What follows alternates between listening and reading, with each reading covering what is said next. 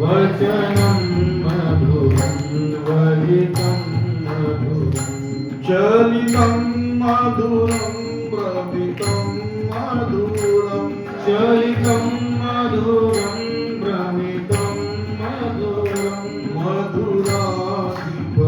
मधुराधिपतेरखिलं मधुरं मधुराधिपतेरखिलं मधुरम् ओ मधुराधिपतेरखिलं मधुरं मधुराधिपतेरखिलं मधुरम् वेणुर्मधुरो वेणुर्मधुरा मधुरा वेणुर्मधुरा पाणिर्मधुरो पादो मधुरा पाणिर्मधुरा पादो मधुरा नृत्यं मधुरं सख्यं मधुरं नृत्यं मधुरं सख्यं मधुरं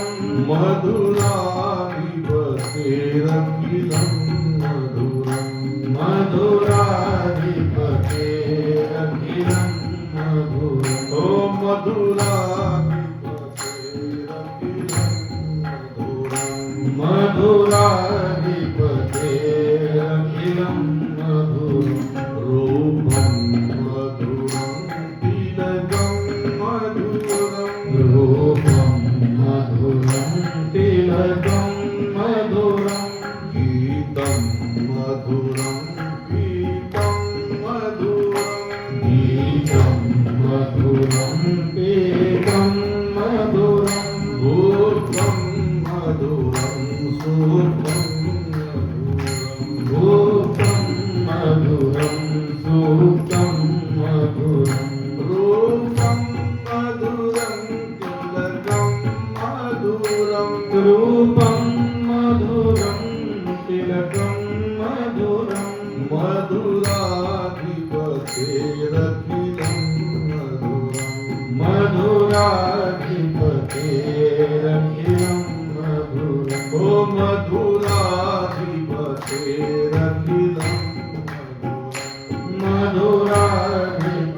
मधुराधिपतेरखिलं मधुरम् करणं मधुरं करणं मधुरं करणं मधुरं तरणं मधुरं हरणं मधुरं रमणं मधुरं हरणं मधुरं रमणं मधुरम् वमितं मधुरं शमितं मधुरं वमितं मधुरं शमितं मधुरं मधुराधिपतेरखिलं मधुरं मधुराधिपतेरखिलं मधुरम् ओ मधुराधिपतेरखिलं मधुरं मधुराधिपतेरखिलं मधुरम् कुञ्जा मधुरा माला मधुरा कुञ्जा मधुरा माला मधुरा यमुना मधुरा वीथी मधुरा यमुना मधुरा विजय मधुरा सलिलं मधुरं कमलं मधुरं सलिलं मधुरं कमलं मधुरं मधुराधिपतेरखिलं मधुरं मधुराधिपतेरखिलं मधुरम् ओ मधुराधिपतेरखिलं मधुरं मधुराधिपतेरखिलं मधुरम् गोपी मधुरा लीला मधुरा गोपी मधुरा लीला मधुरा योक्तं मधुरं योक्तं मधुरं योक्तं मधुरं मुक्तं मधुरम्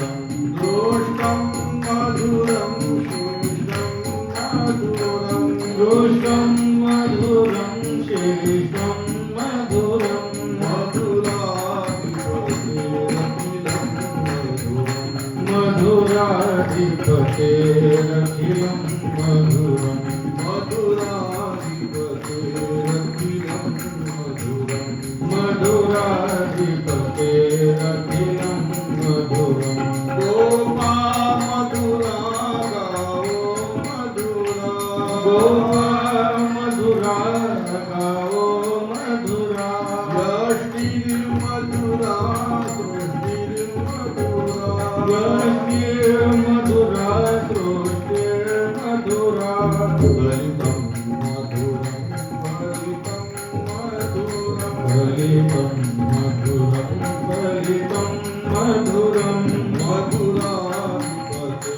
मधुराधिपतेरखिलं मधुरम् मधुराधिपतेरखिलं मधुरम् मधुराधिपतेरखिलं मधुरम्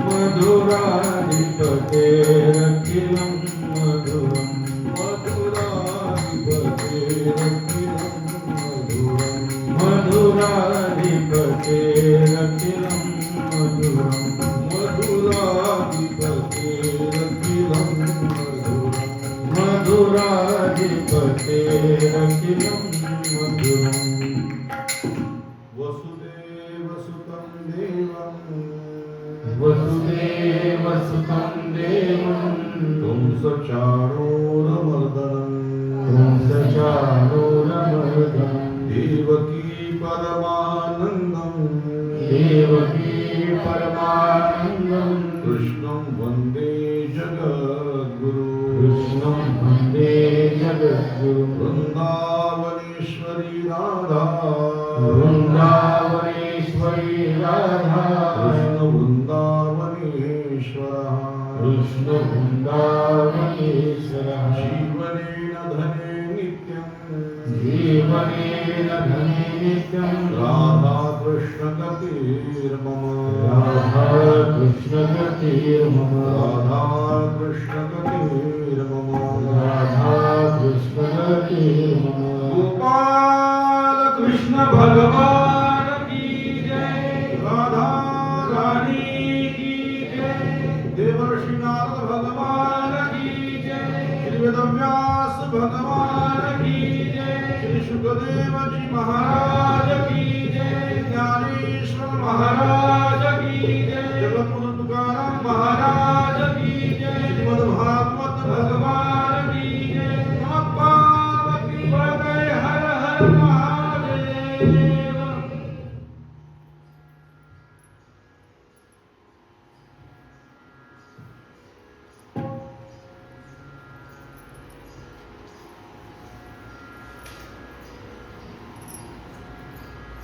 कृष्णं नारायणं वन्दे कृष्णं वन्दे वज्रप्रियं कृष्णं द्वैपायने वन्दे कृष्णं वन्दे प्रभासुतं सर्वचिद आनंद स्वरूप भगवान श्री कृष्ण परमात्मा राजराजेश्वरी वृंदावनेश्वरी कृष्णप्रिया माता राधारानी देवर्षि श्री नारद भगवान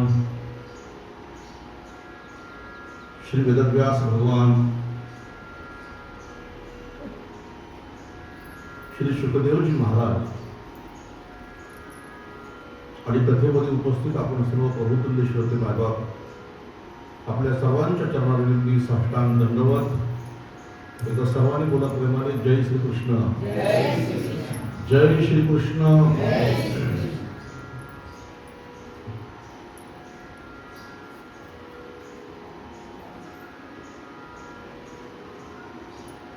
भगवान श्री कृष्ण परमात्म्याची वाङ्मय मूर्ती श्रीमद भागवतावर चर्चा या ठिकाणी सुरू आहे आणि या भागवतावर चर्चा करीत असताना आपण या कार्यक्रमाचं नाव दिलंय भागवत तत्वचिंतन म्हणून.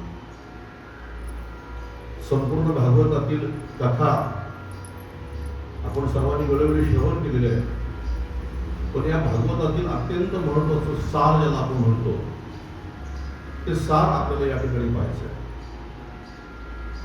शौनकादिकांचा प्रश्नच असा आहे, कथा आम्ही पुष्कळ ऐकल्या तर त्या कथेचं सार आम्हाला श्रवण करायचं आहे. आम्ही सुद्धा आतापर्यंत ज्ञानेश्वरीची पारायण पुष्कळ केली, गाथेची पारायण केली, पण त्याच्यातलं सार आम्ही आतापर्यंत कधी ग्रहण केलं नाही. म्हणून त्या शोधकाधिकांचा प्रश्न आहे की आम्हाला तुम्ही सारभूत कथा सांगा. आपण याचं नाव दिलंय श्रीमद भागवत तत्वचिंतन. म्हणून खरं तर काल भागवताचा महिमा हा पूर्ण होणं आवश्यक होतं, पण तरी सुद्धा काल आपण वेळेच्या अभावी भागवताचा महिमा पूर्ण करू शकलो नाही. आज फक्त संक्षिप्त आपल्यासमोर या ठिकाणी मी भागवताचा महिमा प्रतिपादन करणार आहे आणि आज कथेला आरंभ होणार आहे.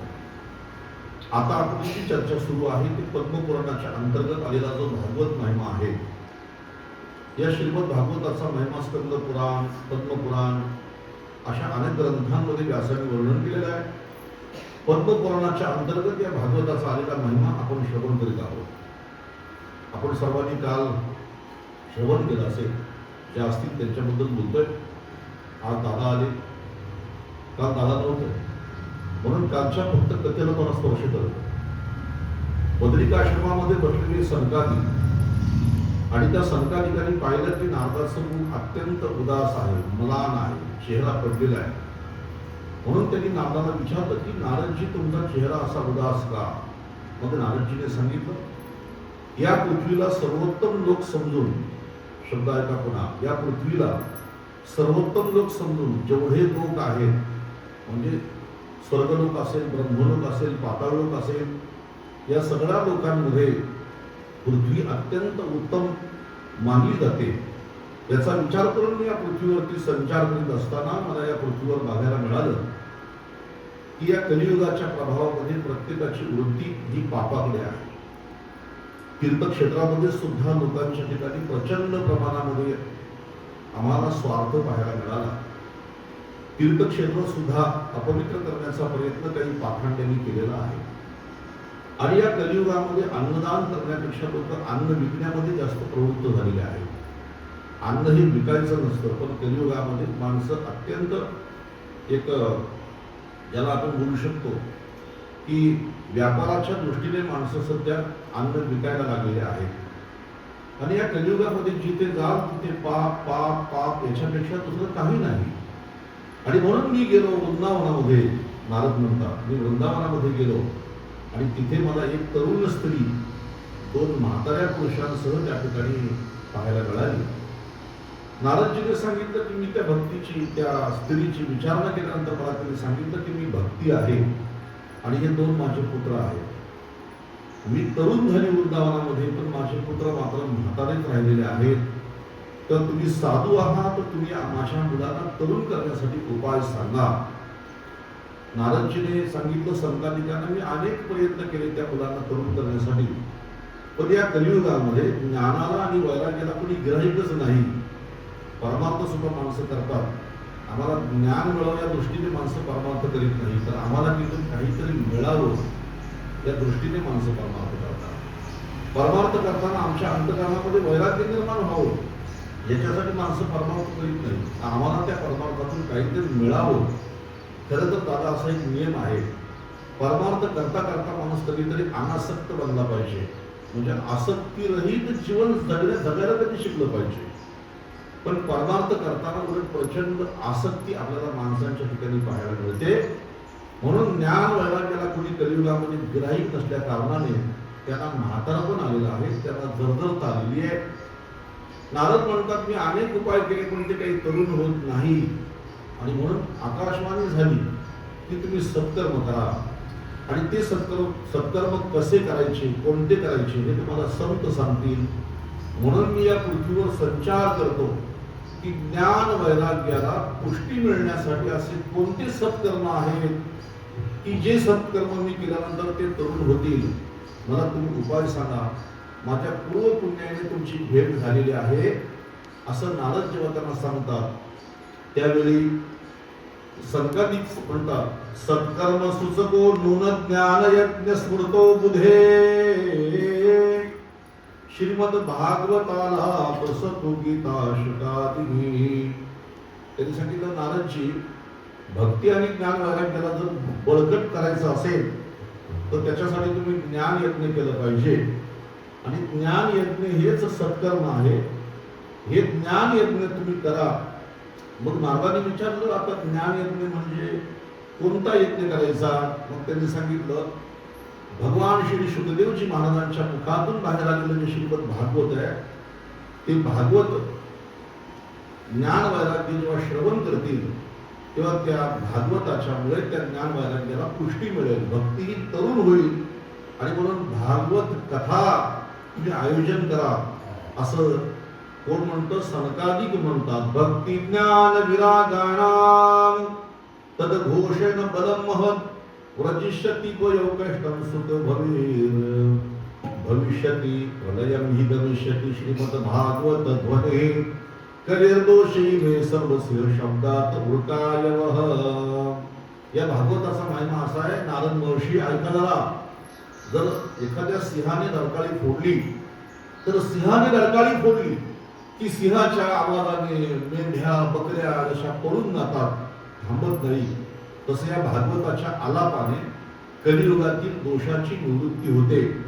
कलियुगातले दोष त्या व्यक्तीच्या जवळ थांबत नाही आणि कलियुगातल्या समूळ दोषांना पळून लावणारी ही भागवत कथा आणि अत्यंत प्रभावी आहे ज्ञान वैराग्याला बळकटी मिळण्यासाठी. जर तुमचं लक्ष कथेमध्ये असेल तर एक वाक्य तुम्हाला सांगतो, आमच्यामध्ये असलेलं ज्ञान बळकट करायचं असेल, आमच्यामध्ये असलेलं वैराग्य तीव्र करायचं असेल तर त्याच्यासाठी ही भागवत कथा आहे. बोला जय श्री कृष्ण. ज्ञान वैराग्याला तरुण करणारी कथा म्हणजे आमच्यातलं ज्ञान तरुण झालं पाहिजे. काही माणसं तरुण आहेत पण त्यांच्यातल्या ज्ञानाला म्हातारपण आलेलं आहे. काही माणसं तरुण आहेत पण त्यांच्यातल्या वैराग्याला म्हातारपण आलेलं आहे. म्हणून शरीर म्हातारा असून फायदा नाही, तर का शरीर तरुण असून फायदा नाही. तुम्ही तरुण असा नाही तर म्हातारे असा, पण तुमच्यातली भक्ती, तुमच्यातलं ज्ञान, तुमच्यातलं वैराग्य हे तरुण असलं पाहिजे. म्हणून रामायणामध्ये प्रभू रामचंद्र शबरी मातेला काय म्हणतात?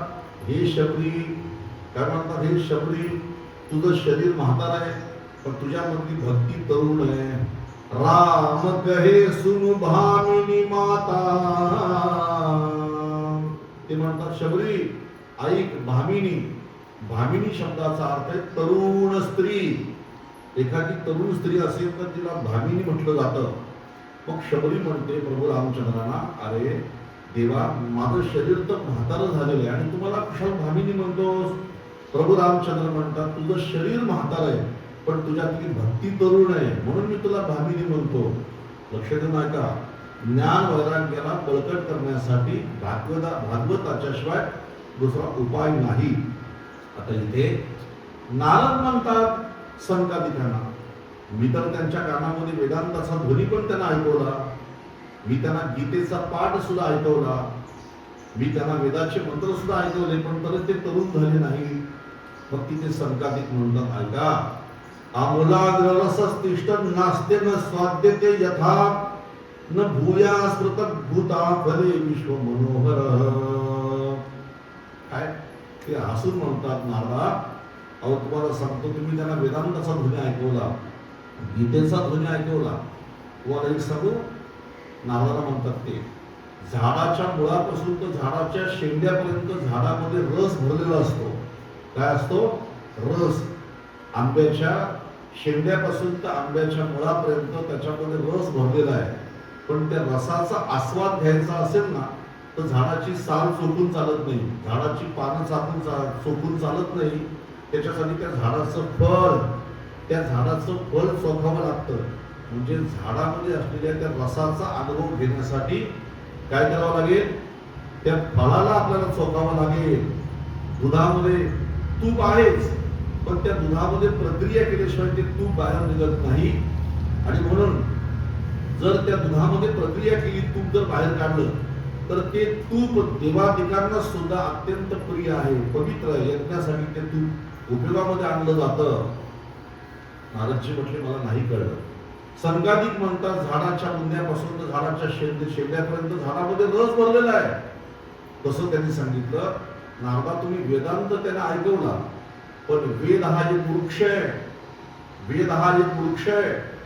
आणि त्या वेद नावाच्या वृक्षाला, ऐका, वेद नावाच्या कल्पवृक्षाला एक फळ आलेलं आहे. एक दिवशी त्या वेदरूपी वृक्षाच्या खालून शुकदेवजी महाराज चालले असताना त्या वेदाने सांगितलं, वेदरूपी वृक्षाने सांगितलं, थांबा शुकदेवजी महाराज, जरा माझ्या खाली विश्रांती घ्या आणि तुम्ही माझ्या खाली जरा विश्रांती घ्या, मला तुमचं स्वागत करायचं आहे. तो वेद नावाचा वृक्ष शुकदेवजी महाराजांना म्हणतो, मला तुमचं स्वागत करायचं आहे. शुकदेवजी महाराज म्हणतात, कसं स्वागत करणार? मग वेद नावाचा वृक्ष म्हणतो, मी तुम्हाला एक फळ देणार आहे आणि ते फळ तुम्ही खा. आणि मग वेदाने आपलं फळ त्या शुकदेवजी महाराजांना दिलं. त्या फळाचं नाव आहे श्रीमद भागवत. जय श्री कृष्ण. म्हणजे वेद हा एक वृक्ष आहे आणि वेद नावाच्या कल्पवृक्षाला श्रीमद भागवत नावाचं हे फळ आलेलं आहे. आणि या श्रीमद भागवत नावाच्या फळाला, पुढे आहे का, श्रीमद भागवत नावाच्या फळाला शुकदेव रूपी पोपटाचं तोंड लागलेलं आहे, चोच लागलेली आहे आणि त्याच्यामुळे ते फळ अधिकच गोड झालेलं आहे. हो, म्हणून ह्या प्रथम स्कंदामध्ये त्याचं सुंदर वर्णन केलेलं आहे. निगम कल्प तरोर कलित फलम, हे जे फळ आहे भागवत नावाचं फळ, हे वेदरूपी वृक्षाला आलेलं फळ आहे. असं म्हणतात की ज्या फळाला जर कावळ्याने किंवा अन्य कुठल्या पक्ष्याने जर चोच लावली असेल तर ते फळ अधिकच गोड असतं. आणि आपल्या सर्वांना माहिती आहे, आपण आंब्याच्या झाडाखाली गेलो तर पक्ष्यांनी चोच लावली असेल तर तो आंबा आपण आवर्जून खातो का, तर तो गोड असतो म्हणून. तर या भागवत नावाच्या फळाला खऱ्या अर्थाने शुकदेव नावाच्या पोपटाची चोच लागलेली आहे. संकादिक म्हणतात अशा प्रकारे असलेलं हे जे फळ आहे भागवत नावाचं फळ, किंवा या भागवत नावाच्या फळातील रस जेव्हा व्यक्ती ग्रहण करते तेव्हा त्याच्यातल्या ज्ञानाला, त्याच्यातल्या वैराग्याला बळकटी त्या ठिकाणी प्राप्त होते. आता नारदांना संकादिक म्हणतात, तुम्हाला काय भागवत माहित नाही का? तुम्हाला तर ब्रह्मदेवाने चतुश्लोकी भागवत सांगितलं होतं, चतुश्लोकी भागवत तुम्हाला सांगितलं होतं. पण या भागवताचा खऱ्या अर्थाने लाभ व्हावा असं ज्याला वाटतं, थोडं चिंतन म्हणून या ग्रंथांमध्ये संकादिक म्हणतात या भागवताचा लाभ व्हावा असं ज्याला वाटतं त्याने 7 दिवस हे भागवत श्रवण करावं, याचं चांगल्या प्रकारे आयोजन करावं आणि याच्यातला रस ग्रहण करावा. मग नारद महर्षी म्हणतो संकादिकांना, मला तुम्ही आता ही कथा सांगणार का? संकादिक म्हटले, हो आम्ही तुम्हाला ही कथा सांगणार. मग ही कथा कुठे आयोजित करायची? तर ही कथा कुठे आयोजित करायची असं विचारल्यानंतर आणि मग ते म्हणतात, ही कथा आयोजन करण्यासाठी आम्ही तुम्हाला एक जागा सांगतो, क्षेत्र सांगतो, तिथे ही कथा तुम्ही आयोजित करा. कुमार ऊचू शृणु नारद वक्षामो विनम्राय विवेकिने गंगाद्वार समीपे तटमानंद नामकम. ही कथा तुम्ही हरिद्वार मध्ये आयोजित करा. त्या हरिद्वार मध्ये तिथं एक आनंद तट आहे आणि त्या आनंद तटावर, गंगेच्या तीरावर, त्या आनंद तटावर तुम्ही ही कथा आयोजित करा. आता त्या आनंद तटाचं वैशिष्ट्य काय? तर त्यांनी सांगितलं की त्या आनंद तटाचं वैशिष्ट्य असं आहे, तिथं नाना प्रकारचे वृक्ष, नाना प्रकारच्या वेली, तिथे साधू संत सुद्धा तप करण्यासाठी त्या ठिकाणी उपस्थित असतात. आणि विशेष म्हणजे गंगेवर पाणी पिण्यासाठी आलेले सर्व प्राणी वैरभाव विसरून तिथं पाणी पितात. म्हणजे जिथं वैर नाही अशा जागेत तुम्ही ती कथा करावी असं संकादिक नारदजींना म्हणतात. आणि मग त्या आनंद तटावर कथेचं आयोजन केलं. आनंद तटावर कथेचं आयोजन केलं आणि नारदाने सर्वत्र सांगितलं सर्वांना, मी भारतखंडामध्ये हरिद्वार क्षेत्रामध्ये गंगा तीरावर आनंद तटावर ही कथा आयोजित केलेली आहे, आपण सर्वांनी उपस्थित राहा. असं ऐकल्यानंतर आणि मग त्या ठिकाणी हे सूतजी महाराज शौनकादिकांना म्हणतात की नुसतं कळालं की हरिद्वारमध्ये भागवत कथा होणार आहे. अहो सगळे वैष्णव त्या ठिकाणी सगळ्यांच्या आधी धावत सुटले. श्रीमद भागवत पीयूष पानाय रसलंपटा धावंतो प्यायु सर्वे प्रथम एच वैष्णवः. म्हणून काही माणसं म्हणतात ना, आम्हाला त्यांनी निरोप नाही पाठवला, आम्हाला त्यांनी कोणच नाही केला, आम्हाला तो सांगायला घरीच नाही आला. समजायचं ही माणसं पापी आहेत, ही माणसं दुराचारी आहेत, त्यांच्यामधले पूर्वजन्मीचे पाप त्यांना कथा ऐकण्यासाठी प्रतिबंध करतात. इथे काय म्हणतात सूतजी महाराज, नुसतं कळालं की हरिद्वारमध्ये कथा होते, रसलंपटा भागवत रस पिणारे जे रसलंपट होते ते नुसते पळस सुटले. सगळ्यात पहिल्यांदा वैष्णव धर्म सुटले, कारण वैष्णवांचा प्राण असलेली ही भागवत कथा. आमचे जगद्गुरु तुकाराम महाराज सुद्धा म्हणतात एका ठिकाणी की भागवत आणि गीता ही आमच्या वारकऱ्यांना एवढी आवडते. गीता भागवत करीती श्रवण, गीता भागवत करीती श्रवण, गीता भागवत करीती श्रवण, गीता भागवत करीती श्रवण. अखंड चिंतना विठोबाचे, अखंड चिंतना विठोबाचे. कोळी कन्यापुत्र हो तुझे सात्विक, कोळी कन्यापुत्र हो तुझे सात्विक. अखंड चिंतन विठोबाचे, अखंड चिंतन विठोबाचे. कोळी कन्यापुत्र होतीचे सात्विक, कोळी कन्यापुत्र होतीचे सात्विक.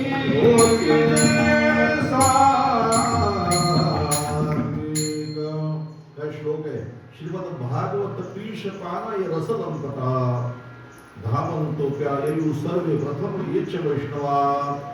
वैष्णव सगळ्यांच्या पुढे धावले. अरे चलो हमें भागवत कथा सुनने, चलो चलो चलो चलो. आमच्यासाठी पर्वणी आली, आमच्यासाठी पर्वकाळ आला असं म्हणून वैष्णव पुढे धावतात. आता पुढे ऐका, जे जीवनमुक्त आहे, जे जीवनमुक्त आहे असे आपल्या अवस्थेमध्ये रममान असलेले ऋषी, ही भागवत कथा आहे ना सर्वांनाच प्रिय आहे, सर्वांनाच प्रिय आहे. हिमालयामध्ये ध्यान करणारी योगी ते सुद्धा या कथेमध्ये रममान होतात. आता इथे ह्या कथेचं आयोजन हरिद्वारला कळालं असं जेव्हा भृगु वशिष्ठ यांना कळालं, ते सुद्धा धावले. भृगुर वशिष्ठ श्रवण गौतमो मेधातीर्थो देवर देवरातो, रामस्तथा गादी सूत शाकलो मुकुंद पुत्रा त्रिज पिपलादहा. भृगु वशिष्ठ श्रवण गौतम मेधातिथी असे सगळे ऋषी त्या ठिकाणी कथा श्रवण करण्यासाठी धावले. आणि मग आता व्यासपीठावरती संगाती बसलेले आहेत. जसं आता आमचा वैभव आजच्या या कथेचा यजमान आहे, मुख्य यजमान. आज कोणी वाजवायला नाही म्हणून तो वाजवायला बसलेला आहे. यजमान कथेचा मुख्य म्हणजे एक असावा, तसं तिथं नारद हे मुख्य यजमान म्हणून बसलेले आहेत त्या कथेमध्ये. आणि आता संगादिकांनी त्या भागवताचा महिमा सांगायला आरंभ केला. कुमारुच अथ ते वर्णते स्माभिर्महिमा शुकशासजो यस्य मात्रेण मुक्ती करतले स्थिता. संगादिकांनी भागवताचा महिमा सांगायला सुरुवात केली. खरं तर पहिल्या दिवशी भागवताचा महिमा सांगायचा असतो आणि आज पहिल्या दिवशी परीक्षितीची कथा आली पाहिजे, पण आज आपल्याकडे वेळ काल कमी असल्या कारणाने आपण कालची कथा आज या ठिकाणी घेतोय.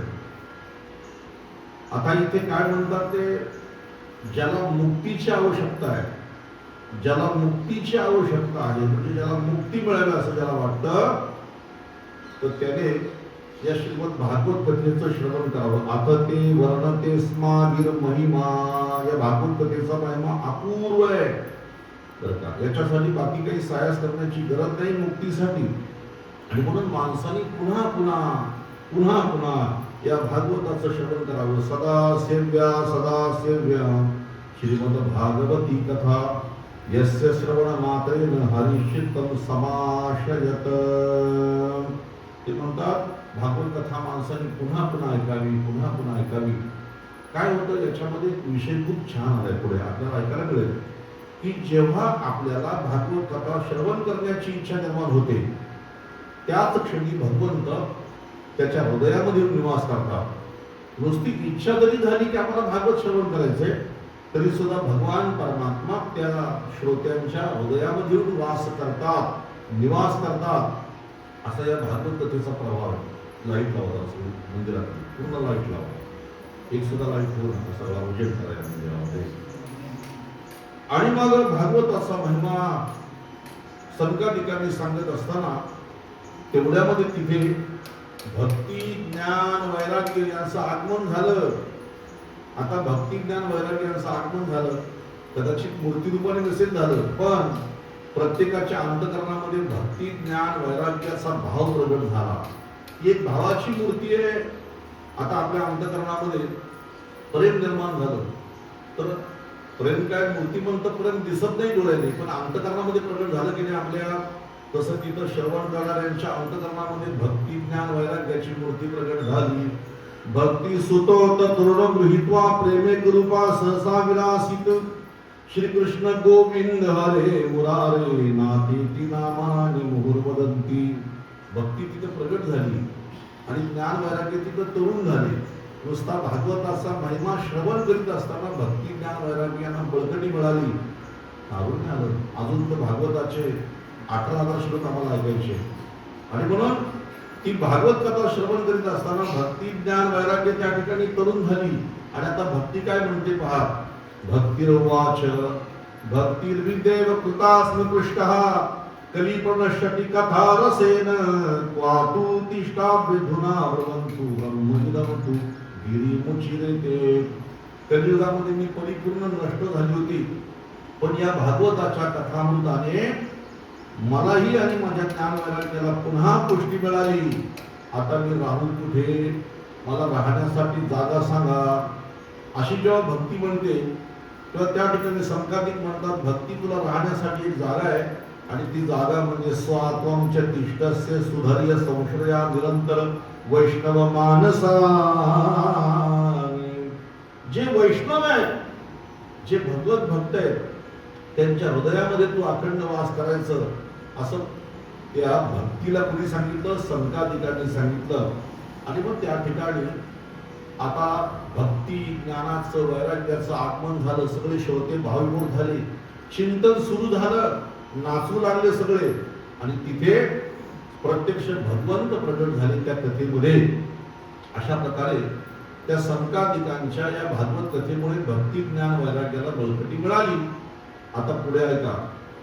असा जय जयकार सुरू असताना मग नारदजीने पुन्हा एक प्रश्न विचारला. आता तो प्रश्न असा आहे. नारदजी म्हणतात संकादिकांनो मला एक प्रश्नाचं उत्तर तुम्ही द्या. ही भागवत कथा श्रवण केल्यानंतर कोण कोण पवित्र होऊ शकतो त्यांची यादी मला सांगा. के के विशुद्धंती वदन्तु मय्य सप्ताह यज्ञेन कथामयेन कृपालुभिर्लोकहितं विचार्य प्रकाशित कोपि नवीन मार्ग. मला सांगा कोण पवित्र होऊ शकतो 7 दिवसाच्या सप्ताहामध्ये ही कथा श्रवण केल्यानंतर. मग त्यांनी सांगितलं जे निरंतर पाप करतात, म्हणजे ज्यांना पाप केल्याशिवाय करमत नाही, त्यांच्या जीवनातील प्रत्येक कृती ही पापासाठीच आहे. पापम कुर्वन्ति यत्नता. आता एक सिद्धांत तुम्हाला सांगतो, तो सिद्धांत आजच्या कथेतून घरी घेऊन जा. असा एक नियम आहे, या सृष्टीचा असा एक नियम आहे की पुण्याचं फळ सुख आहे आणि पापाचं फळ दुःख आहे. पुण्याचं फळ सुख आणि पापाचं फळ दुःख आहे. कुणी काही बोलू तरी सुद्धा हा सिद्धांत कुणी नाकारू शकत नाही. पुण्याचं फळ सुख आहे आणि पापाचं फळ दुःख आहे. मग मनुष्य नावाच्या प्राण्याला अपेक्षा आहे की मला सुख मिळावं. मनुष्य प्राण्याला अपेक्षा कसली आहे, मला सुख मिळावं. आता सुख हे कशाचं फळ आहे, बोला पटकन लवकर. सुख हे पुण्याचं फळ आहे.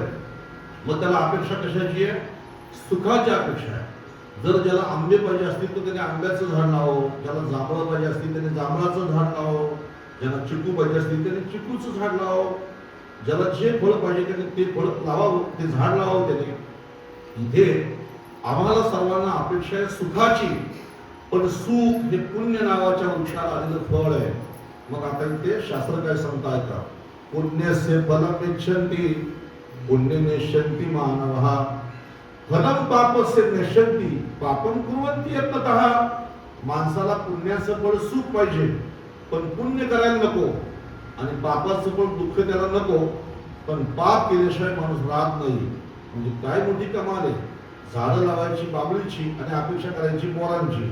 असं होऊ शकतं का, नाही होऊ शकत. मग इथे काय म्हटले, जे सतत पाप करतात, जे धर्माच्या विरुद्ध वागतात, जे 12 महिने क्रोधाग्नीने जळतात, जे कुटील, जे कामी, जे मातृपितृ विरुद्ध सत्येन हीना पितृ मातृ दूषकास्त दोषात कुलाश्च धर्म वर्जितः ये दांभिका मत्सरिनोपि हिंसका सप्ताह यज्ञेन कलौ पुनंती ते.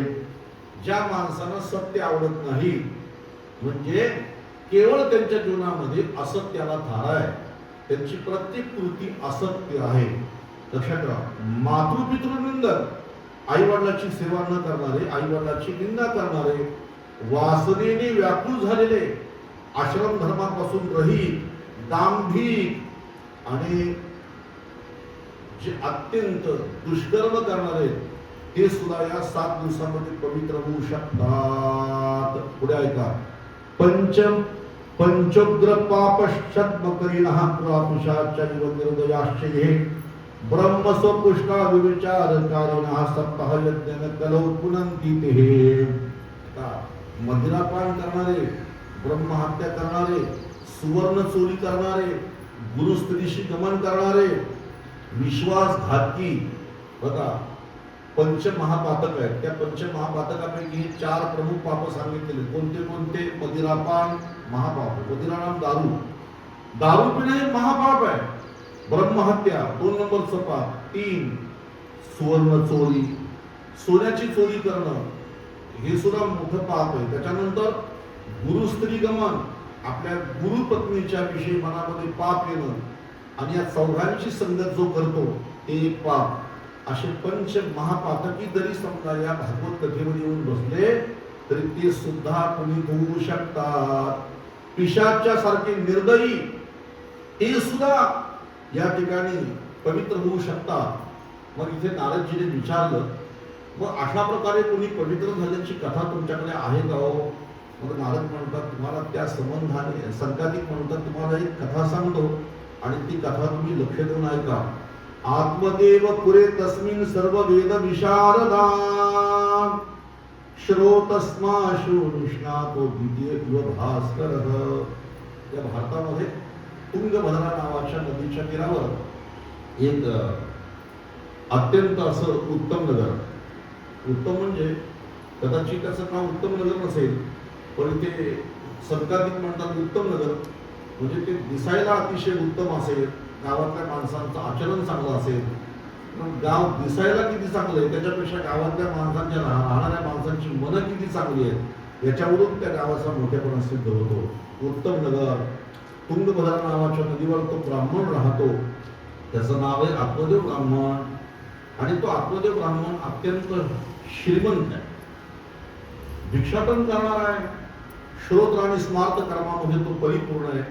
असा असलेला तो ब्राह्मण, त्याच्या पत्नीचं नाव आहे धुंदुली, त्याच्या पत्नीचं नाव धुंदुली आहे. पण ही धुंदुलीचा स्वभाव कसा आहे? लोकवार्ता रता क्रूराम प्रायोशो भविजल्पिका शूराचे गृहकृत्ये शुक्रपणा कलह प्रिया. तिच्यामधले गुण सांगतात संकादिक, तिच्यामध्ये तसे गुण आहेत. लोकवार्ता रता म्हणजे स्वतःचा विचार न करणारी, आपल्या गावात काय चाललंय, खालच्या आळीला काय चाललंय, वरच्या आळीला काय चाललंय, गोरक्याला काल काय घटना घडली, काकोल्याला काय घटना घडली, म्हणजे जवळजवळ आपण ज्याला बोलू शकतो टीव्ही चॅनल वाल्यांना जेवढं माहित नाही तेवढं हिला माहिती आहे. पण लोकवार्ता पुढे क्रूरात, अतिशय क्रूर, कुठलंही पाप करताना ती घाबरत नाही. बहुजल्पिका आणि भरपूर बोलणारी. शूरा म्हणजे अतिशय शूर, कुणी आला तरी ती घाबरत नाही. ग्रह करते शुक्रपणा कलह प्रिया, घर कामामध्ये तशी अत्यंत निपुण. आणि पुढे त्यांनी वर्णन केलंय, एक रुपया सुद्धा कोणाला द्यायची दानत नाही, अतिशय कृपण. आणि पुढे कलह प्रिया, तिला भांडणामध्ये एवढा आनंद, भांडण झाल्याशिवाय ती जेवत नव्हती, अशा प्रकारे ती कलहप्रिय. धुंदुली तिचं नाव, कलहप्रिया. या कलहप्रिया शब्दावर मला एक बाबांचा, मोठ्या सावळाराम बाबांचा दृष्टांत मला आठवला. सावळाराम बाबांनी दृष्टांत दादा सांगितलं होतं त्या काळामध्ये, बरं का, ते म्हणतात काही माणसं कलहप्रिय असतात, म्हणजे भांडणप्रिय असतात. तसं आता हे भजनप्रिय काही लोक असतात, काही समाजसेवेमध्ये त्यांना रुची असते, पण काही माणसांना भांडणामध्ये रुची असते. तशी ही बाई कलहप्रिय होती. हे सावळाराम बाबांच्या मुखातून एक दृष्टांत ऐकलं होतं लहानपणी. ते म्हणजे एका गावात एक बाई राहायची आणि ती बाई भांडण केल्याशिवाय जेवतच नव्हती. म्हणजे भांडण जर नाही झालं तर ती जेवायचीच नाही, असा तिचा स्वभाव. एक दिवशी गावातल्या बाईने ठरवलं त्यांच्याशी भांडणच करायचं नाही, मरद उपाशीला. म्हणून गावातल्या बाईने 2 दिवस तिच्याशी भांडण केलं नाही आणि ही सुद्धा 2 दिवस उपाशी. आता किती दिवस उपाशी राहणार, म्हणून तिने काय केलं, बाजूच्या घरी गेली आणि बाजूच्या घरी त्या जाऊन समोरच्या बाईला म्हणते, कशी आहेस ग? ती म्हटली, मी बरी आहे. तू कशी काय माझ्या घरी अचानक आली? काय म्हटली, मला जरा विस्तव पाहिजे. काय पाहिजे? विस्तव. पूर्वीच्या काळामध्ये बाजूच्या घरातल्या लोकांकडे माणसं विस्तव मागायला जायची. आता आपल्या घरामध्ये गॅस बीस आल्यामुळे आता काही विस्तव कोण कोणाकडे मागतं. मग ती म्हटली, विस्तव तुझ्या घरी आहे का? म्हणजे आहे ना, लागेल तेवढे घेऊन जा, ती काय चूल पेटलेलीच आहे. मग ती म्हटली, भांडणं आणलंच तुम्ही विस्तव द्यायला? लगेच तिने पदर पुढे केला असा, टाक म्हटली पदरामध्ये विस्तव. समोरची बाई तिला बोलते, अगं तू बाई आहेस का काय? म्हटली, जळशील ना, जळशील ना, एवढं ऐकलं आणि लगेच तिथं असं भांडण केलं, मला जळशीलच का बोलली? बरं का, जळली तर मी जळलं, तुला काय करायचंय? तू मला अशीच कशी बोलली? तुझी खानदानीच तशी, तुझा बापच तसा, तुझी आईच तशी. झालं भांडण आणि घरी येऊन मस्त 2 ताटं जेवली. मला हे सांगायचं की कलहप्रिय इथं संघाधिक म्हणतात, ही बाई अतिशय कलहप्रिय अशी त्या आत्मदेव नावाच्या ब्राह्मणाची पत्नी. आता ती काय सांगतोय तुम्हाला, हा आत्मदेव नावाचा ब्राह्मण बरं का सगळ्या कर्मामध्ये अत्यंत निपुण आहे, पण पत्नी त्याची मात्र त्याच्या विरुद्ध वागणारी आहे. अशा ब्राह्मणाला पुत्र नव्हता. घरामध्ये गाय, ती सुद्धा वांग आहे, दाराशी झाड आहे, त्याला सुद्धा फुलं येत नाही, फळं येत नाही. आणि म्हणून हा ब्राह्मण जो आहे, तो ब्राह्मण एक दिवशी त्याने कुठेतरी ऐकलं की माणसाला पुत्राशिवाय स्वर्ग मिळत नाही. स्वर्गात जागा पाहिजे असेल तर माणसाला पुत्र पाहिजे. म्हणजे त्या माणसाचं म्हणणं असेल की ज्यांना पुत्र आहे ते सगळे स्वर्गात जाणार आहे. आणि म्हणून त्याचं हे बोलणं ऐकलं आणि एक दिवशी एका जंगलामध्ये गेला आणि त्या जंगलामध्ये गेल्यानंतर तिथं पाणी पिण्यासाठी एका तलावावर गेला. त्या तलावात तो पाणी प्याला आणि पाणी पिऊन झाल्यानंतर एका झाडाखाली बसून तो ओक्साबोक्षी रडू लागला. तो रडू लागला, रडता रडता एवढा रडला तर त्याच्या रडण्याचा आवाज पूर्ण त्या जंगलामध्ये लोकांना ऐकू जाऊ लागला. तिकडे एक यती चालला होता, एक साधू चालला होता, साधू महात्मा चालला होता. त्या साधू महात्म्याने बघितलं की या झाडाखाली बसून कुणीतरी रडतो आणि असा विचार केला की कदाचित एखादा वैरागी झालेला माणूस असेल, संसाराला कंटाळला असेल, संसारापासून विरक्त झाला असेल आणि मग संसाराला कंटाळलेला कदाचित असेल आणि देव भेटण्यासाठी कदाचित हा रडत असेल असं त्या महात्म्याला वाटलं. आणि मग त्या महात्म्याने काय केलं, जिथं तो रत्नारा ब्राह्मण होता तिथे तो महात्मा गेला आणि विचारलं, कथमरो दिशिमित्रम त्वं का चिंता भवियसी वदतं सत्वरम यस्वस्य दुःखस्य कारण. हे महात्म्या, का रडतोस रे? म्हटले, काय तुझ्या रडण्याचं कारण? एवढा का रडतोस तू? ओक्साबोक्षी सांग. ब्राह्मण म्हणतो, किं ऋषे दुःखं पूर्ण पापेन संचितम मदीयां परव जास्तो यं कोशो मुभुंजते. त्यांनी सांगितलं, मी काय तुला दुःख सांगू माझं बाबा? मला काय एक दुःख आहे? माझ्या जीवनामध्ये अनेक दुःख आहेत. मग त्यांनी सांगितलं, सगळे दुःख सांगू नको, तू रडतोस कोणत्या दुःखासाठी ते सांग. त्यांनी सांगितलं, मला पुत्र नाही आणि पुत्र नसल्यामुळे लोक मला नावं ठेवतात, माझ्या पत्नीला वांज बोलतात, समाजामध्ये माझी निंदा होते आणि मी असं ऐकलंय की पुत्र नसल्यावर स्वर्गात जागा सुद्धा मिळत नाही. आणि खरं सांगू, मी माझ्या पितरांचे तर्पण देतो. असा एक नियम असतो की माणसाने दररोज देवयज्ञ आणि पितृयज्ञ करावे. तुम्हाला देशमुख महाराज सांगतो, प्रत्येक माणसाकडून दररोज देवांना आणि पितरांना हे अन्न दिलं गेलं पाहिजे, पितृयज्ञ आणि देवयज्ञ. त्यांनी सांगितलं, मी माझ्या पितरांना जेव्हा अन्न देतो, तर्पण देतो, त्यावेळेला मी त्यांना दिलेलं तर्पण ते स्वीकारत नाही, कारण मी वांज आहे, मला पुत्र नाही. माझ्या घरामध्ये गाय आहे, तिला सुद्धा वासरू होत नाही, दाराशी झाड आहे, त्याला सुद्धा फळं येत नाही, फुलं येत नाही. काहीतरी मला तुम्ही उपाय सांगा. आता मग तो काय म्हणतो, दिग्जीवितम प्रजाहीनम दिग्रहम ते प्रजाविना दिग्धनं दान पत्यस्य दिक्कुलं संतती विना. काय त्या जीवनाला अर्थ आहे म्हटला की त्या जीवनामध्ये पुत्र नसेल तर. आता खरं तर त्या ब्राह्मणाने सांगितलं, त्या आलेल्या व्यक्तीने सांगितलं, अरे तुझ्यावरती देवाची कृपा आहे, पुत्र नाही म्हणून काय झालं, उलट तू भजन करण्यासाठी मोकळा झालेला आहेस. आणि म्हणून जशी परिस्थिती त्या परिस्थितीला तू सामोरं जा. बरं का, ज्यांना पुत्र आहेत ते सगळे माणसं सुखीत असा तुझा भ्रम आहे. तू पुत्र मोह सोडून टाक. सप्त जन्मावधी तव पुत्रो नैवच नैवच. काय म्हटले? तू पुत्राचा मोह सोडून टाक. मला भविष्य चांगलं कळतं. तुझ्या कपाळावरची अक्षरं मी वाचली. 7 जन्मात तुला पुत्र होणार नाही. काय म्हणला तो? सप्त जन्मावधी तव पुत्र नैवच नैवच नैवच. 7 जन्मात तुला पुत्र होणार नाही. जशी परिस्थिती आहे ना, त्या परिस्थितीला तू सामोरं जा. हे तुकाराम महाराजांचं पण वचन हेच आहे. बरं का, महाराज म्हणतात, ठेविले आनंदे तैसेची राहावे, चित्ती असू द्यावे समाधान. किंवा एका ठिकाणी शांती ब्रह्म एकनाथ महाराज म्हणतात, जैसी स्थिती आहे तैशा परिराहे, कवतुक पाहे संचिताचे, कवतुक पाहे संचिताचे, कवतुक पाहे संचिताचे.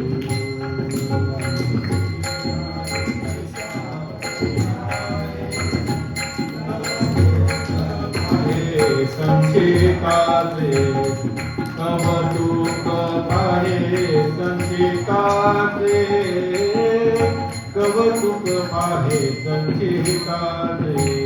जशी स्थिती आहे तैशा परी आहे. शांती ब्रह्म एकनाथ महाराजांची पत्नी गिरजाबाई अतिशय चांगली आहे. पूजेमध्ये त्यांना सहकार्य करणारी, अतिथीचा सत्कार करणारी, आणि नाथ महाराजांच्या मध्ये जे गुण होते ना, ते सगळे गुण त्या गिरजाबाईमध्ये होते. मग नाथ बाबा म्हणतात भगवंताला, देवा तुझी कृपा आहे आणि म्हणून मला ही चांगली पत्नी मिळाली. ऐका, आता महत्वाचा सिद्धांत आहे. तुझी कृपा आहे म्हणून चांगली पत्नी मिळाली. आणि जेव्हा तुकाराम महाराज देवळात जातात तेव्हा तुकाराम महाराज देवाला सांगतात की तुझी कृपा आहे म्हणून मला कर्कश पत्नी मिळाली.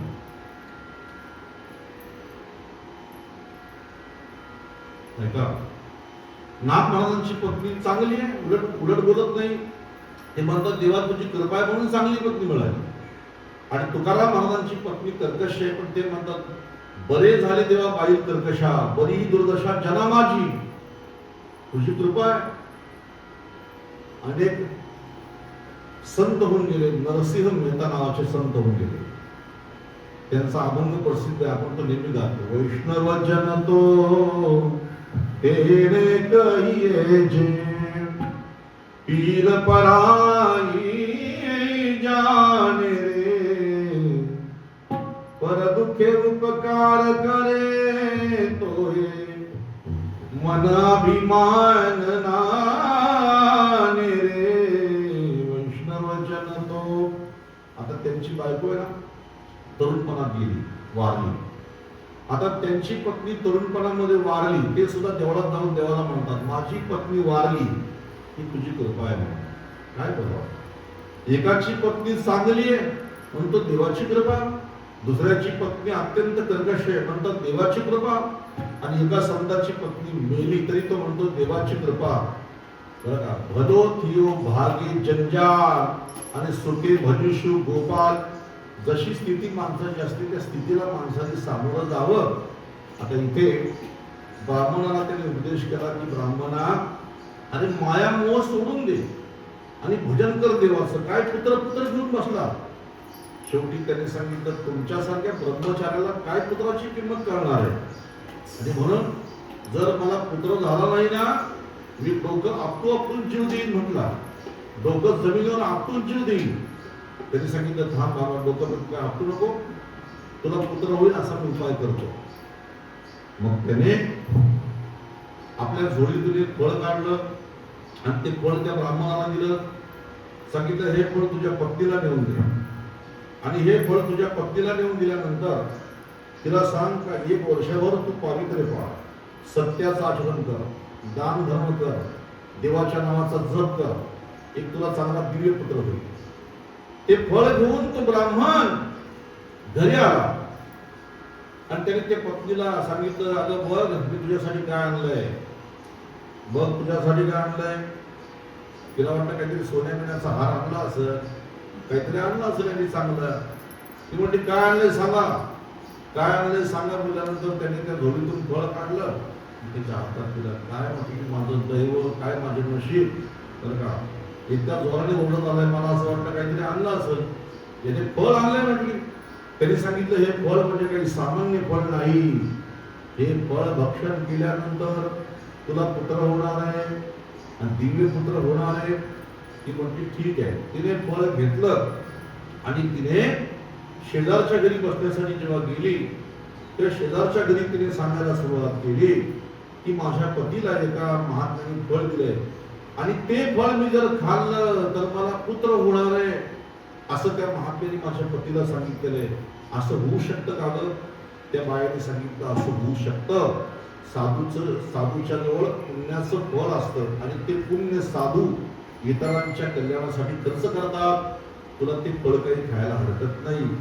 आता ऐका ती काय म्हणते तिच्या त्या मैत्रिणीला, मी समजा फळ खाल्लं आणि समजा तस्याग्रहं समालोक्यं फलमेकं च दत्तवान इदं भक्षय पत्न्या तव दत्तपुत्र भविष्यति. ते फळ, त्या फळावर विश्वास ठेवून जर समजा मी ते फळ खाल्लं, फल भक्षेन गर्भस्यात् गर्भेनो तरवृद्धिता स्वल्प भक्षण ततो शक्ती गृहकार्य कथम भवेत्. ऐका, फळ खाल्लं, ती म्हणते पण काय ग, फळ खाल्लं मी जर समजा गर्भवती राहिली आणि माझं पोट जर समजा वर आलं तर मी घरातली कामं कशी काय करू? आणि आमच्या घरामध्ये का कमी काम आहे? सकाळी 7 वाजता पाणी येतं, सकाळी उठून कपडे धुवावे लागतात, सकाळी उठून भांडी घासावी लागतात, दिवसभर घरच्या माणसांचे बरं सगळं करावं लागतं, गुराढोरांचं बघावं लागतं. आणि ते पोट जर माझं वाढलं तर मी काम तरी कशी करू घरची? ती काय म्हणते पहा, स्वल्प भक्षण ततो शक्ती गृहकार्य कथम भवेत्. आणि पोटामध्ये बाळ आल्यानंतर असं म्हणतात की भूकही कमी लागते आणि मग जेवण मी कमी जेवली तर मी अशी होईल ना, मरायला टेकेल ना मग मी त्याचं. ती म्हटली असं काही होत नाही, आम्हाला पण पोरं बाळ झाली, तू कशाला टेन्शन घेते, तर का तू फळ खा. असं बोलल्यावर तिने दुसरा प्रश्न उपस्थित केला, फलभक्षेन बरं का, दैवाघाटी व्रजत ग्रामे पलायत गर्भिणी कथम शुकवन्नी वसेत गर्भस्थं तुक्ष कथम ससृजेत. या विधानाला ती म्हणते ऐका, समजा फळ खाल्लं तुम्ही पळू कशी काय? त्या बाय म्हणतात तुला पळायची गरज काय? ती म्हटली पळायची गरज नाही, बरोबर आहे, पण गावामध्ये जर चोर आले आणि त्या चोराने गोळीबार केला तर मी पळू कुठं? ती म्हटली आपल्या गावात कधी आलेच का चोर एवढ्या वर्षामध्ये? ती म्हटली चोर समजा नाही आले आपल्या गावात, पण आग लागली समजा गावाला आपल्या, आग लागल्यानंतर मी कशी काय पळू? मला हे तुम्ही सांगा. त्या बाया म्हटल्या तसं काही होत नाही, तू गपशीप मुकाट्याने फळ खा. मग तिने सांगितलं पुढे, अगं बरोबर आहे, समजा चोर नाही आले, गाव नाही पेटलं, पण बाळक होताना समजा माझं बाळ जर आडवं आलं मग मात्र तुम्हाला माहिती किती दुःख असतं बाईला. त्याच्यापेक्षा ना मला नको ते, मला असं वाटतं नाही खाल्लं पाहिजे. मग ती एक बाई म्हटली असं कर, तू फळ खा आणि तुझ्या नंदेला घरी घेऊन एक काम करायला. तुझी नणंद बाजूच्याच गावात दिलेली आहे, तिला आण काम करायला घरचं. ती म्हटली माझी नणंद 1 नंबरची चोरटी. तुम्हाला माहिती आहे, मी समजा पोटात बाळ आहे म्हणून घरामध्ये झोपून राहील आणि तिच्या हातात घराच्या चाव्या देवी तर मला वाटते 9 महिन्यापर्यंत त्या आख्या घराची वाट लावी आणि सगळं घेऊन जाईल, माझ्या घराची दुर्दशा करून टाकेल. काय बोलावं आता तिला, पहा तिला. लालने पालने दुःख प्रसूता याश्य वर्तते वंध्याया विधवा नारी सुखी निंचेतिते मती. ऐकण्यासारखं आहे. ती म्हणते जाऊ दे मी फळ नाही खाणार, या जगामध्ये सुखी 2च बाय आहेत.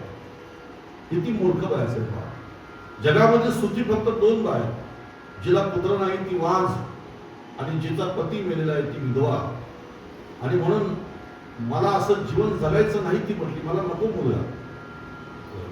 त्या बाया म्हटल्या, अगं पुत्र सुखाचा आनंद काही वेगळा असतो. मग तिने काय केलं, तिच्या बहिणीला बोलावून घेतलं, बहिणीला सर्व हकीकत सांगितली. बहीण पण गर्भवती होती. बहिणीला सांगितलं, ताई तू असं कर, तुझं मूल मला दे आणि तुझ्या पतीला सांग की माझं मूल मेलं म्हणून मी तुला त्याच्या मोबदल्यात काहीतरी देईन. मग ती म्हटली, पण तुला माझं मूल दिल्यावर त्याला तू दूध कसं पाजशील, तू तो वांझ आहे. तिने सांगितलं, मग मी सांगेन की माझ्या अंगावर दूध नाही म्हणून तू माझ्या बहिणीला बोलावते, मी त्याच्या मोबदल्यात तुला पैसे देईन, धन देईन. किती हुशार आहे. तर मी वेळेस सांगतो, मला प्रथम स्थानामध्ये प्रवेश करायचा आहे. आणि मग तिने आपल्या बहिणीचं ते बाळ घेतलं. तर ते फळ जे दिलं होतं ब्राह्मणाने, ते फळ तिने एका गाईला खाऊ घातलं. जे दारात गाय होती त्या गाईला खाऊ घातलं. आणि बरोबर 3 महिन्यानंतर त्या गाईला एक बछडा झाला. पण त्या बछडा झाला म्हणजे सुंदर असा पुत्र झाला. त्याचे कान गायीसारखे पण दिसायला अत्यंत सुंदर, माणसाची आकृती, पण त्याला कान मात्र गायीचे होते. आणि त्याचं नाव ठेवलं त्याच्या पित्याने गोकर्ण. गोकर्ण त्याचं नाव ठेवलं. आणि मग हिने तिच्या बहिणीचा पुत्र घेतला. आता इकडे गोकर्ण आणि हिचा पुत्र दोघेही वाढू लागले.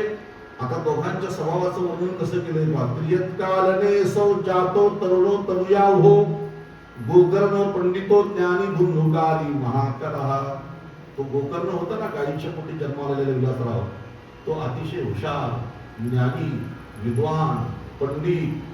पण हा जो बहिणीचा मुलगा होता धुंधुकारी, हा अत्यंत दुराचारी, खळ, अतिशय खळ.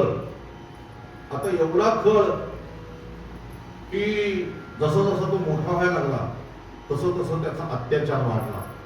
लहान मुलांना मारणं, मुलांना विहिरीमध्ये टाकणं, घरामध्ये लोकांच्या चोरी करणं, लोकांची घरं पेटवणं, असा त्याचा स्वभाव झाला. आणि गोकर्ण अत्यंत ज्ञानी. एक दिवशी या धुंधुकारीने स्वतःच्या बापावरच हात उचलला. तरुण झाल्यानंतर आत्महत्या ब्राह्मणावर हात उचलला. आणि माणसाच्या जीवनातलं सगळ्यात मोठं अपयश कोणतं असेल तर त्याच्यावरती मुलाने हात उगारणं हे सर्वात मोठं त्याचं अपयश आहे.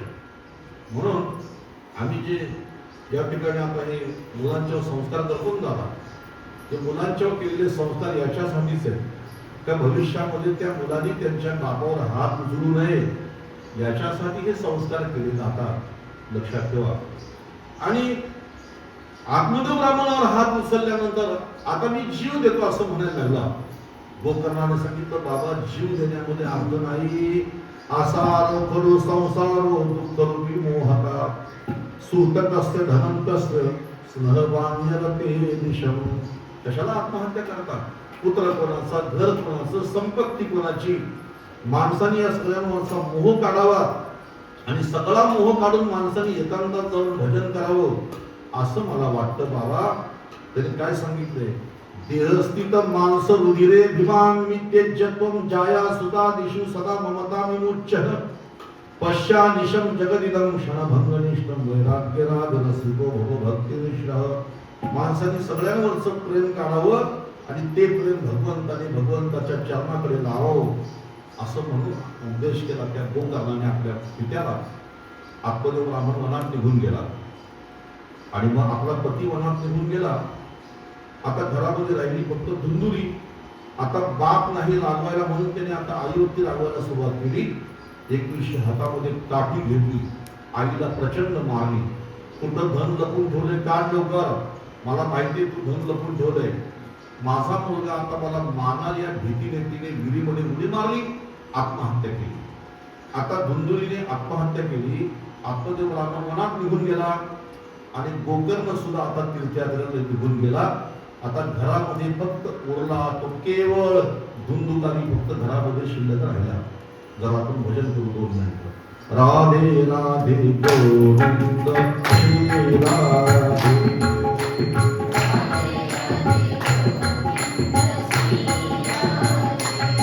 हे राधे राधे गोविंद श्री राधे. राधे राधे गोविंद श्री राधे. राधे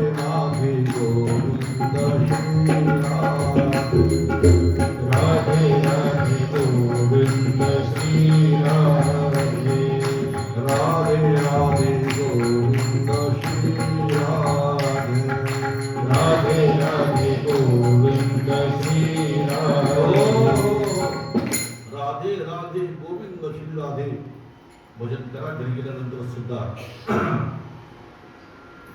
तो धुंदुकारी होता. त्याने काय केलं, आता घरामध्ये कोणीच नाही, एकटाच घरामध्ये 5 वेश्या त्यांनी घरामध्ये आणल्या आणि त्या 5 वेश्या घरामध्ये आणल्या आणि त्यांना सांगितलं आता इथेच राहायचं, कुठं जायचं नाही. त्यांनी सांगितलं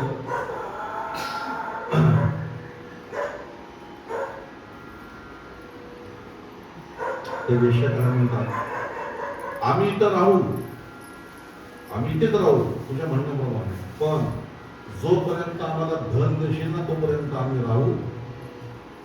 ज्या दिवशी तुझ्याजवळचं धन संपेल आम्ही निघून जाऊ. धुंदुकाने विचार केला, यांना आयुष्यभर पुरेला एवढं धन आपण त्यांना आणून देऊ. राजाच्या राजमहालामध्ये चोरी आणि प्रचंड मोठी चोरी केली आणि चोरी करून त्याने ते धन आणून त्यांच्या स्वाधीन केलं. ते धन त्यांच्या स्वाधीन केलं त्याने. त्या 5 वेश्या विचार करतात, त्या 5 वेश्या विचार करतात,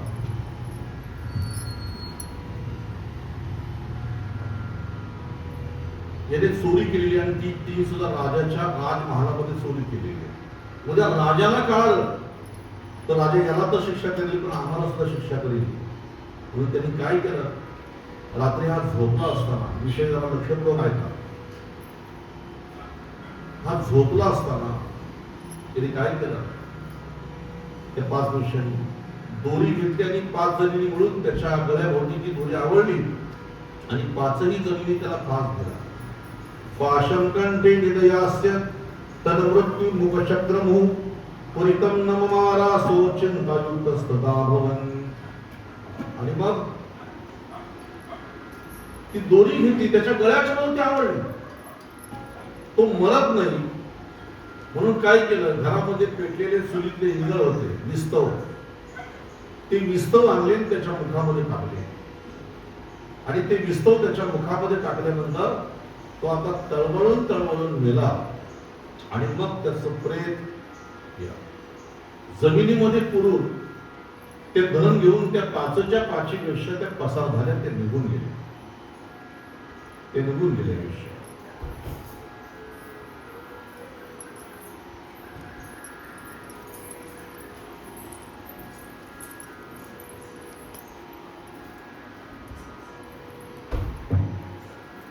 त्या 5ही वेश्या निघून गेल्या. गोकर्ण तीर्थयात्रेला गेला होता. माझा भाऊ कुठं दिसत नाही म्हणून त्याने विचारणा केली. लोक म्हटले आम्हालाही तो दिसला नाही आणि बरेच दिवस तो दिसला नाही म्हणून त्याचे सर्व कर्म, क्रियाकर्म गोकर्णाने केले. एक दिवशी गोकर्ण आपल्या घरामध्ये झोपला असताना त्याने बघितलं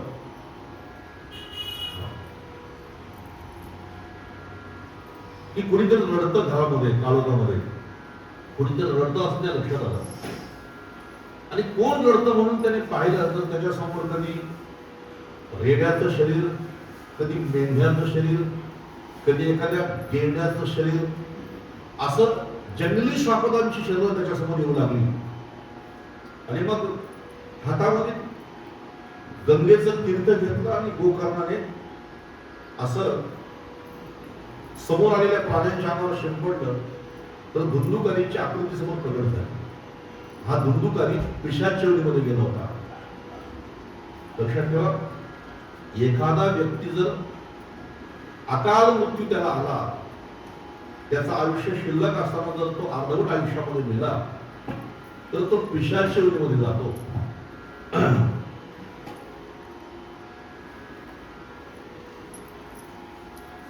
तो पिशाच योनीमध्ये गेलेला तो प्रगट झाला आणि तो रडू लागला. त्यांनी सांगितलं की अशा अशा प्रकारे वेश्याने मला मारून जमिनीमध्ये मला गाडलेला आहे, माझ्या उद्धारासाठी तुम्ही काहीतरी करा. गोकर्णाने सांगितलं पण तुझ्यासाठी मी तर अनेक प्रकारचे कर्म केलेले आहेत, पण तरी सुद्धा मात्र तुला मुक्ती कशी मिळत नाही. त्यांनी सांगितलं 800 कोटी जरी समजा तू क्रियाकर्म केली तरी मला मुक्ती मिळू शकत नाही बरं का. आणि म्हणून सूर्याची प्रार्थना गोकर्णाने केल्यानंतर भगवान श्री सूर्यनारायण सांगितलं की तुझ्या भावाला मुक्ती मिळवण्यासाठी एक उपाय, आणि ते म्हणजे श्रीमद भागवत कथा. मग भागवत कथेचं आयोजन केलं. स्वतः गोकर्ण कथा सांगतात. समोर एक बांबू ठेवला, त्या बांबूला 7 गाठी आहेत. हा धुंदुकारी येऊन त्या एका खालच्या गाठीवर बसला. अनेक श्रोते त्या कथेमध्ये येऊन बसलेले. जसं जसं गोकर्ण कथा सांगायचे, 7 दिवसांमध्ये त्या 7 गाठी फुटल्या आणि 7व्या दिवशी गोकर्ण मुक्त झाला. 7 दिवसामध्ये 7 गाठी फुटल्या आणि गोकर्ण मुक्त झाला. हा धुंदुकारी मुक्त झाला. लक्ष द्या, धुंदुकारी मुक्त झाला आणि चतुर्भुज रूपामध्ये प्रकट होऊन तो गोकर्णाची स्तुती करू लागला. तेवढ्यामध्ये भगवान श्री नारायणाचे दूत आले विमान घेऊन आणि धुंदुकारीला त्याच्यामध्ये बसवला आणि धुंदुकारीला त्याच्यामध्ये बसून ते घेऊन चालले. पण गोकर्णाने प्रश्न विचारला, का हो, कथा तर एवढ्या सगळ्या माणसाने ऐकलेली आहे आणि विमान फक्त तुम्ही एकच आणलं. आता इथे एवढी माणसं बसलेली आहेत, 5-25 माणसं बसलेली आहेत. तुम्ही खरं म्हणजे या सगळ्या माणसांनी विमानात बसवायला पाहिजे होते. त्यांनी सांगितलं, ऐका, जरी कथा सर्वांनी ऐकली असेल तरी सगळ्यांचं चित्त कथेमध्ये नव्हतं. काही घड्याळ बघत होते, काही कथा संपते कधी त्याची वाट बघत होते, काही आज नाश्ता काय त्याची वाट बघत होते, काही म्हणजे प्रत्येकाचे विचार वेगळे आहेत. हे मी सांगतो असं नाही, तर ते देवाचे दूत म्हणतात, श्रवणम समभागेन सर्वेषां इह दुष्यते फलभेद कुतो जात भवन्तु हरिप्रियः. अरे, कथा सर्वांनी ऐकली, पण मात्र एकाग्र चित्ताने मन लावून कथा फक्त ऐकली ती धुंदुकारीने, म्हणून त्याच्या संदेहाच्या गाठी फुटल्या. इथं गाठी फुटल्या शब्दाचा अर्थ आहे त्याच्या अंतःकरणातला समूळ संदेह त्याचा निवृत्त झाला. बरं का? आणि ज्यांनी कथा ऐकली नाही त्यांच्या ठिकाणी संदेह तसा शिल्लक राहिला. कथा ऐकताना तिथे काय काय पाहिजे हे सांगत असताना त्यांनी सांगितलं, अदृढंच हतम ज्ञानम प्रमादेन हतम श्रुतम संदिग्धोय हतो मंत्रो व्यग्रचित्त हतो जपः. गुरुकडून जर ज्ञान घ्यायचं असेल ना तर निष्ठा महत्वाची आहे. निष्ठा निष्ठी नको, निष्ठा पाहिजे. गुरुकडून ज्ञान घ्यायचं असेल तर निष्ठा, निष्ठेशिवाय ज्ञान मिळत नाही. आता ही आमची पोरं आहेत नाही, तरी आपल्या इथे शिकायला येतात, कमी आहेत, तर त्यांना काही काम सांगा तरी ते काम करतात. त्यांना पत्रावर उचल सांगा तरी ते उचलते. त्यांना भांडी असं सांगा तरी सांगते. मी त्यांना म्हटलं, बाबा तुम्ही असं काय काम करू नका. ते म्हटले, काही शिष्याने गुरुच्या लंगोट्या खोदलेल्या आहेत, आम्हाला तर पत्रावर उतारा काय म्हणत आहे. आणि आपली एकमेव अशी संस्था आहे आपली वालेंद्र भावांची, ही हिमतीकृती संस्था आहे. इथे विद्यार्थ्यांना फी नाही, शिक्षकाला पगार नाही, ही मोफत शिक्षण संस्था आहे. कुणी या कुणी शिका, अशा प्रकारची संस्था आहे. इथं काय सांगितलं, अदृढंच हतं ज्ञानम. ज्ञान मिळवायचं असेल तर तुमच्या ठिकाणी निष्ठा असली पाहिजे. 2 व्यग्रचित्तो हतो प्रमादेन हत श्रुतम. मन जर चंचल असेल माणसाचं तर तुम्ही किती श्रवण केलं तरी त्याचा उपयोग होत नाही. एकाग्र चित्ताने कथा श्रवण केलेली आहे. आता तुम्ही असं करा, श्रावण महिन्यामध्ये पुन्हा कथेचं आयोजन करा आणि श्रावण महिन्यामध्ये पुन्हा कथेचं आयोजन करा. या सगळ्यांनी जर कथा चांगल्या प्रकारे श्रवण केली, या सर्वांना आम्ही वैकुंठात घेऊन जाऊ. आणि मग त्याच्यानंतर गोकर्णाने पुन्हा श्रावण मासामध्ये कथा आयोजित केली आणि सर्व श्रोत्यांनी एकाग्र चित्ताने कथा श्रवण केल्यानंतर इथं भगवान श्री व्यास म्हणतात, अयोध्यावासीन पूर्व यथा रामेन सांगता तथा कृष्णेन ते गीता गोलोकम योगी दुर्लभम. ज्याप्रमाणे भगवान श्री राम प्रभूने आपली संपूर्ण अयोध्या वैकुंठाला घेऊन गेले, तसं गोकर्णाने संपूर्ण प्रजा श्रीमद भागवताच्या माध्यमातून वैकुंठाला घेऊन गेले. असा या भागवताचा महिमा आहे. आणि मग त्याच्यानंतर हे भागवत कसं श्रवण करावं, याचं आयोजन कसं करावं, तो पूर्ण सप्ताह विधी संकादिकाने सांगितलेला आहे. आता तो सप्ताह विधी मी आपल्याला या ठिकाणी सांगत नाही, कारण मला प्रथम स्कंदामध्ये प्रवेश करायचा आहे. मग 7 दिवस कथा कशी ऐकायची याचं सविस्तर चिंतन त्याच्यामध्ये आलेलं आहे. आणि तो सप्ताह विधी सांगून झाल्यानंतर या भागवताचा महिमा या ठिकाणी संपूर्ण होतो आणि श्रीमद भागवताला आरंभ होतो. आपल्याला प्रथम स्कंदामध्ये प्रवेश करायचा आहे आणि आपण थोडंसं संकीर्तन या ठिकाणी करूया. हरि बोल हरि बोल हरि हरि बोल हरि हरि बोल राधा रमण हरि गोविंद बोल हरि बोल हरि बोल हरि हरि बोल हरि हरि बोल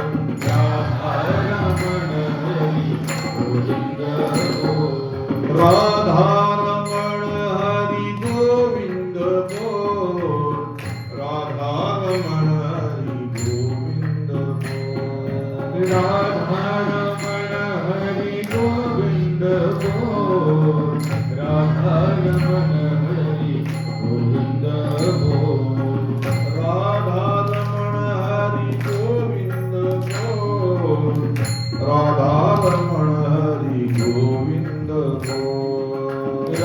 राधा रमण हरि गोविंद बोल राधा रमण हरि गोविंद बोल राधा रमण हरि गोविंद बोल हरि बोल हरि बोल हरि हरि बोल हरि हरि बोल राधा रमण हरि गोविंद बोल हरि बोल हरि बोल हरि हरि बोल हरि हरि बोल राधा रमण हरि गोविंद बोल. भागवताचा आरंभ भगवान श्री वेदव्यासांनी परमात्म्याला वंदना करून केलेला आहे. जन्माद्यस्य यतोन्वयादितरतस्वार्थेष्वभिज्ञ स्वराट तेज ब्रह्म हृदय आदि कवये मुह्यन्ति यतसूरये.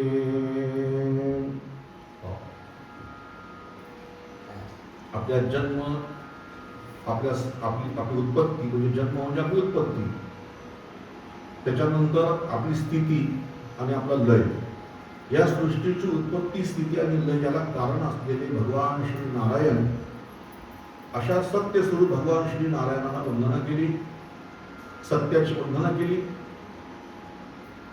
आणि पुढे जाऊन हे भागवत कसं आहे हे व्यास म्हणतात, याच्यामध्ये मोक्षाची अपेक्षा नाही. आतापर्यंत तुम्ही जेवढ्या कथा ऐकणार पुढे, आजपासून पुढे 26 तारखेपर्यंत, एकाही भक्ताने देवाकडे मुक्ती मागितलेली नाही.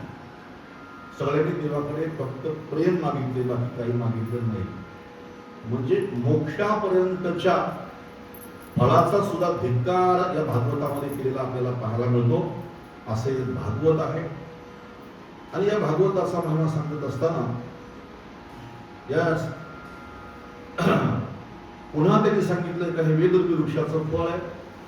जोपर्यंत माणसाचं जीवन आहे तोपर्यंत या भागवताचा रस पुन्हा पुन्हा माणसाने प्यावा. पिबत भागवतम रसमालयम मोहरहो रसिक भोळी भावुका. जब तक जिंदगी आहे, शेवटचा श्वास आहे ना माणसाचा, शेवटचा श्वास येईपर्यंत माणसाने पुन्हा पुन्हा या भागवताचं श्रवण करावं. एखाद्याला आपण म्हटलं भागवत एका दिवशी का, हो मी ऐकलेलं आहे, पहिले मी ऐकलेलं आहे. मग इथे व्यास म्हणतात जब तक जिंदगी है, शरीर में सांसें चलती है, तब तक ये भागवत बार बार सुनो. पिबत भागवतम रसमालयम रसिक मुहुरहो रसिक भुवि भावुका. पुन्हा पुन्हा याचा रस तुम्ही सेवन करा. हे फळ असं आहे, याला वर साल नाही आणि आतमध्ये बी नाही, पूर्ण रसाने भरलेलं फळ आहे. काही फळं असतात त्यातला वरचा भाग फेकायचा आणि आतला भाग खायचा. काही फळं अशी असतात आतला भाग टाकायचा आणि वरचा खायचा. काहीचा वरचा फेकायचा, आतला फेकायचा आणि मधला खायचा. माहिती ना तुम्हाला? हे सांगायला नको. मला सांगा, वरचं फेकायचं आणि आतलं खायचं असं कोणतं फळ आहे? नाही. वरचं फेकायचं आणि आतलं खायचं कोणतं फळ? कोणता? केळा. ठीक आहे, बदाम पण होऊ शकतो. चला, आतलं फेकायचं आणि वरचं खायचं कोणतं फळ आहे? आतलं फेका आणि वरचं, आतलं टाकून द्यायचं आणि वरचं खायचं कोणतं फळ आहे? कुठला? काय बोलावं तुम्हाला? खाली बोला ना. बी टाकून द्यायचं, वरचं खाऊन टाकायचं. चला, वरचंही टाका, आतलंही टाका आणि मधलं खा, असं कोणतं फळ आहे? आंबा. साल टाकून द्यायची, आतली पोय टाकून द्यायची आणि मधला गर फक्त खायचा. पण हे फळ असं आहे, त्यांनी सांगितलं निगम कल्पतरू दलितम फल शुद्ध मुखा द्रव संभूतम पिबत भागवतम रसमालय मुहुरव रसिक भूमी भावुका. पूर्ण रसाने भरलेलं फळ आहे. या रसाचा आस्वाद तुम्ही घ्या ना. या 5:30 वाजता येऊन बसा. लक्षात ठेवा, जसं नाशिवंत पदार्थासाठी माणसं जेवढी झुरतात ना, तेवढी शाश्वत रसासाठी माणसं नाही झुरत. लक्षात ठेवा, याच्यामध्ये शाश्वत रस आहे. तुम्हाला सत्याकडे, मला तुम्ही सांगा, माणसाने प्रकाशाकडे जावं का माणसाने अंधाराकडे जावं? माणसाने प्रकाशाकडे जावं का माणसाने अंधाराकडे जावं? लक्षात ठेवा. तर असा नियम आहे, तमसो मा ज्योतिर्गमयो. माणसाने अंधाराकडून प्रकाशाकडे जावं, असत्यातून माणसाने शाश्वताकडे जावं. संसार असत्य आहे. आम्ही किती जरी केलं तरी प्रपंच आम्ही किती जरी केला तरी घरातल्या माणसांच्या समोर आमची किंमत शून्यच आहे. एक सिद्धांत तुम्हाला सांगतो, प्रपंच करताना, श्रीमंत होताना, पैसे कमवताना माणूस म्हातारा झाला आणि त्याच्या मुलाने त्याला पाळणा बांधला आणि त्या पाळण्यात बसून त्याच्या सुना आणि त्याचे नातवंड, त्याचे पोरं त्याला झोका घालतात. असं एकतरी घर बघितलंय तुम्ही? नाही. लक्षात ठेवा, प्रपंच करताना माणूस म्हातारा झाला का त्याची किंमत कमी होते, पण भागवत श्रवण करताना माणूस म्हातारा झाला का त्याची किंमत 100 पटीने वाढते. बोलत जय श्री कृष्ण. प्रपंच केल्यानंतर तुम्ही म्हातारे झाले तर घरातले माणसं तुम्हाला हाडाळ करतील, पण भागवत श्रवण करताना तुम्ही म्हातारे झाले तर माणसं जगामध्ये तुमचं कौतुक करतील. माणसाने असत्यातून शाश्वताकडे जावं. म्हणून या भागवताची कथा जी आहे, रसाने परिपूर्ण भरलेली कथा आहे. आता इथे ते शौनकादिक सुतांना काही प्रश्न विचारतात. आता त्यातला पहिला प्रश्न लक्षात ठेवा. कोणता प्रश्न? कलियुगामध्ये जीवाच्या परम कल्याणाचं साधन कोणतं आहे ते आम्हाला तुम्ही सांगा. हा आपल्यासाठी प्रश्न आहे. सध्या युग कुठलं चालू आहे? कलियुग. कलियुगामध्ये जीवाच्या परम कल्याणाचं साधन कोणतं ते आम्हाला सांगा.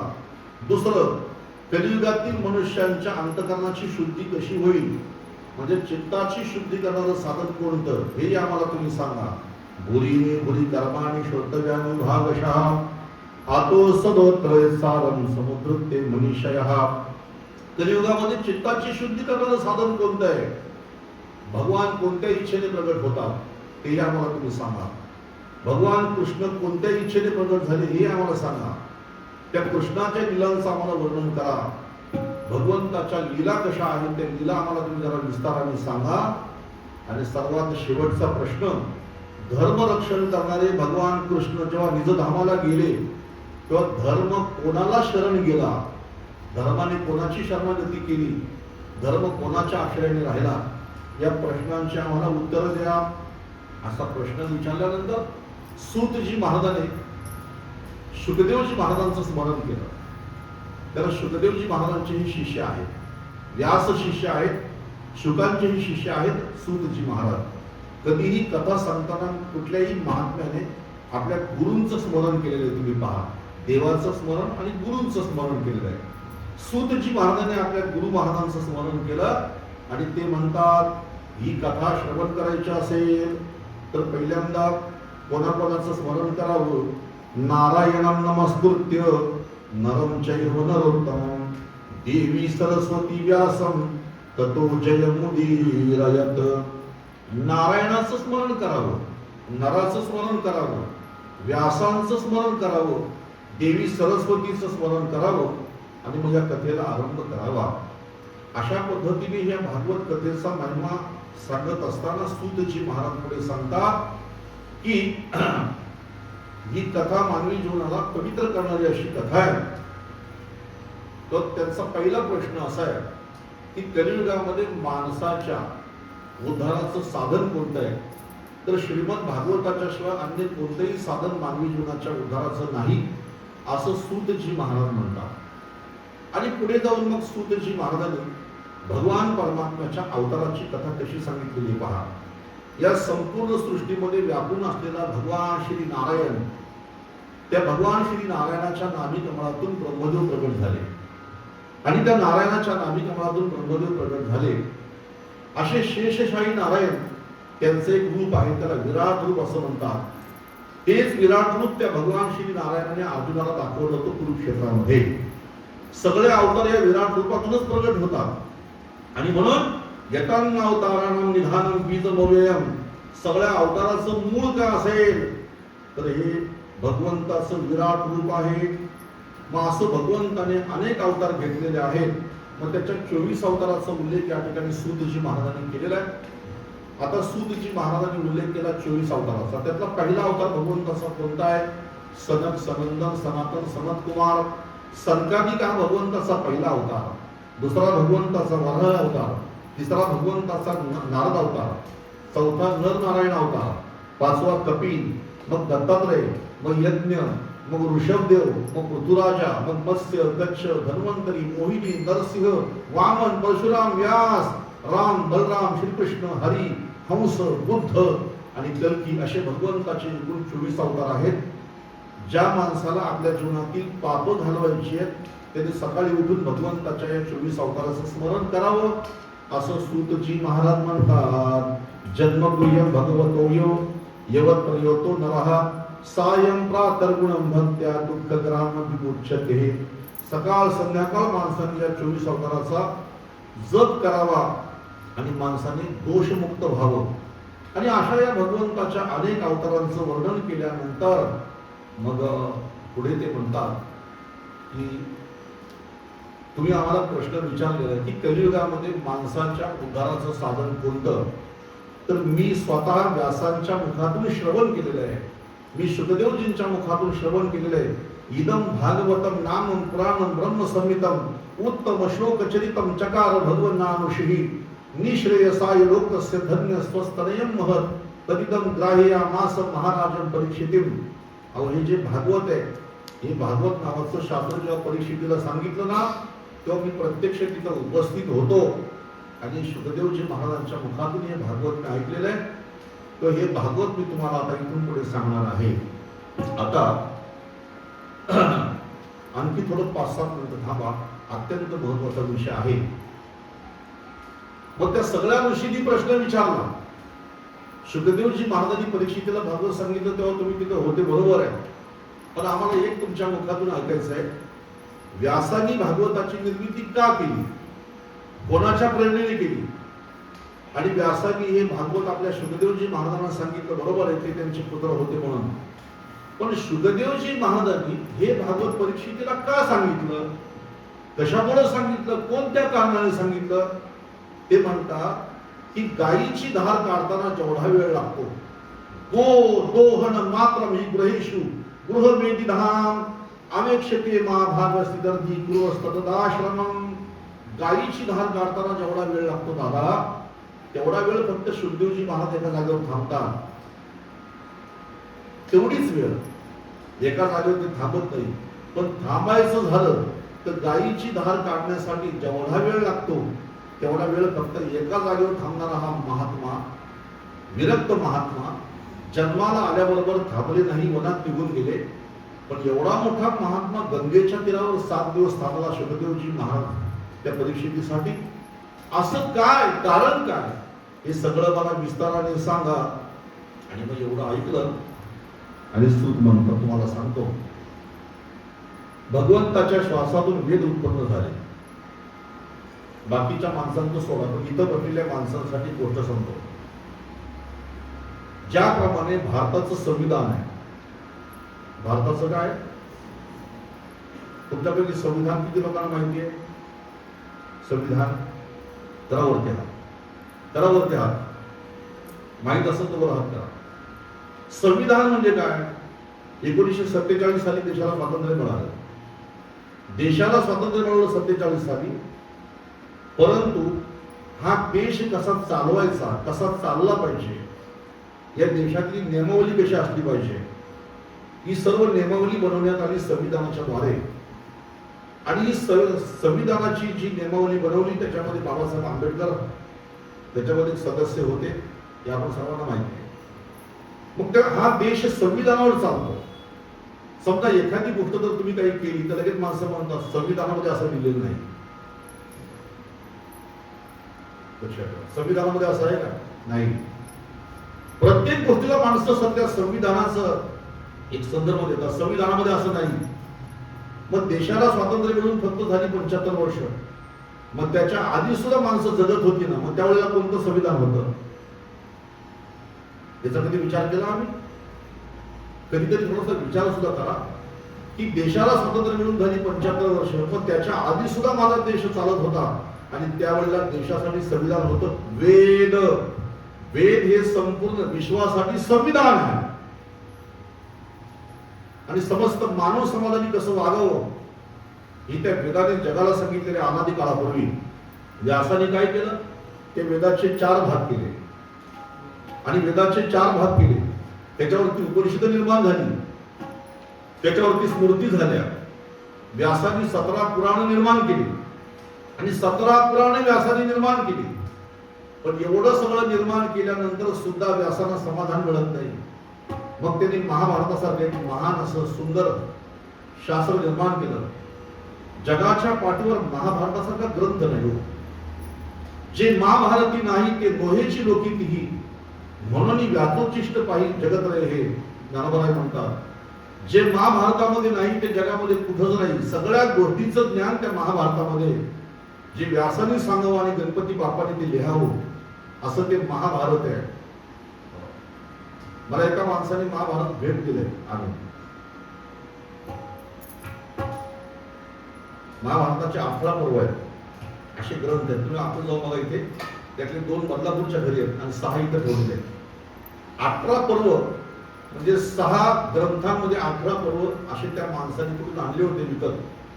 आणि एक दिवशी त्याने गाडी केली आणि मला घेऊन आला. म्हणतात तुम्हाला द्यायला आणले म्हणतात. चांगली गोष्ट आहे. मी सुद्धा वाट बघत होतो. म्हटलं मला कधी कोणी महाभारत देतं म्हणून. मी त्याला विचारलं मला तू महाभारत हे का देतोस? त्यांनी सांगितलं मी आणला होता हौशीने, पण मला एक जण म्हटला का घरामध्ये महाभारत असला की घरामध्ये भांडणं होतात म्हणून तुमच्या घरी आणून दिला. म्हणजे आमच्या घरामध्ये भांडण होऊ नये, वालिंगे महाराजाच्या घरी भांडण तरी चालली आणि म्हणून त्याला तो ग्रंथ देऊन टाकला. पण तो